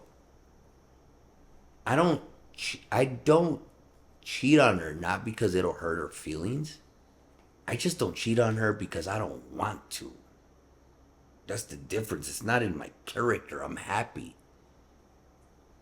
I don't want that mess, bro. Beautiful women, you're a beautiful girl, but you're not my beautiful girl. You're not supposed to be with me. I'll help you better yourself to get with somebody, but you're not supposed to be with me. I'm content with who I'm with. We're good. Me and Marley are straight good. Why would I want to ruin that? Why would I even be tempted to look anywhere else if I'm fine? If it ain't broke, don't fix it. So what am I trying to... Then I would have to think about myself. What is it that I'm lacking that's taking me to that level? You know, it's where it's at. Sex is already uncomfortable as it is. Y'all know how it is. The first time you have sex, you're like... Oh, do I look good? Or, you know, like, am I, like you're trying to pose and you're like, am I getting too freaky or am I not freaky? No. Oh, like, is she like, nah. Fuck, I lasted 30 seconds. Right. Oh, my God. You know, you're looking down. You know what I'm saying? But when you get with your wife, you know, when you get with your partner that you're going to be with forever, yeah, you could last 30 seconds and who cares? Yeah. You know what I'm saying? You could probably fart. Who cares? Right? None of that matters anymore. You see what I'm saying? There's a comfort that you can't explain. You even start making fun of it. You know, you ever hear like the old heads that are married? They'll start talking about, oh, bro, yeah, man, like I lasted about 10 seconds, and they're bragging. Like now it doesn't even become. Now it's like we're like It's whatever. 10 seconds, bro. I got 10 seconds in me. Come on, baby. Let's go up. You know, come on, baby. Let's go upstairs. I got a good 15 seconds in me right now. You know what I mean? Yeah. Oh yeah. But hey, man. Yo, much love. 3 hours. Eddie Oh. Jesus. 15 Jesus. Yo, peace to the gods. Much love and appreciate it. Thank y'all for investing in you. Another wonderful one. And possibly another podcast. Oh man, you gonna be around, man. We got let's some go. big things coming. Episode 49. And yeah, man, it was a special one. We ran out of freaking footage. We ran out of space. But Yeah, man, it was a pleasure. Appreciate you, Jesus. Hey, man, Yo. you know what time it is, man. Locked in. Stay tuned for episode 49 and then episode 50 coming very soon. Peace to the gods.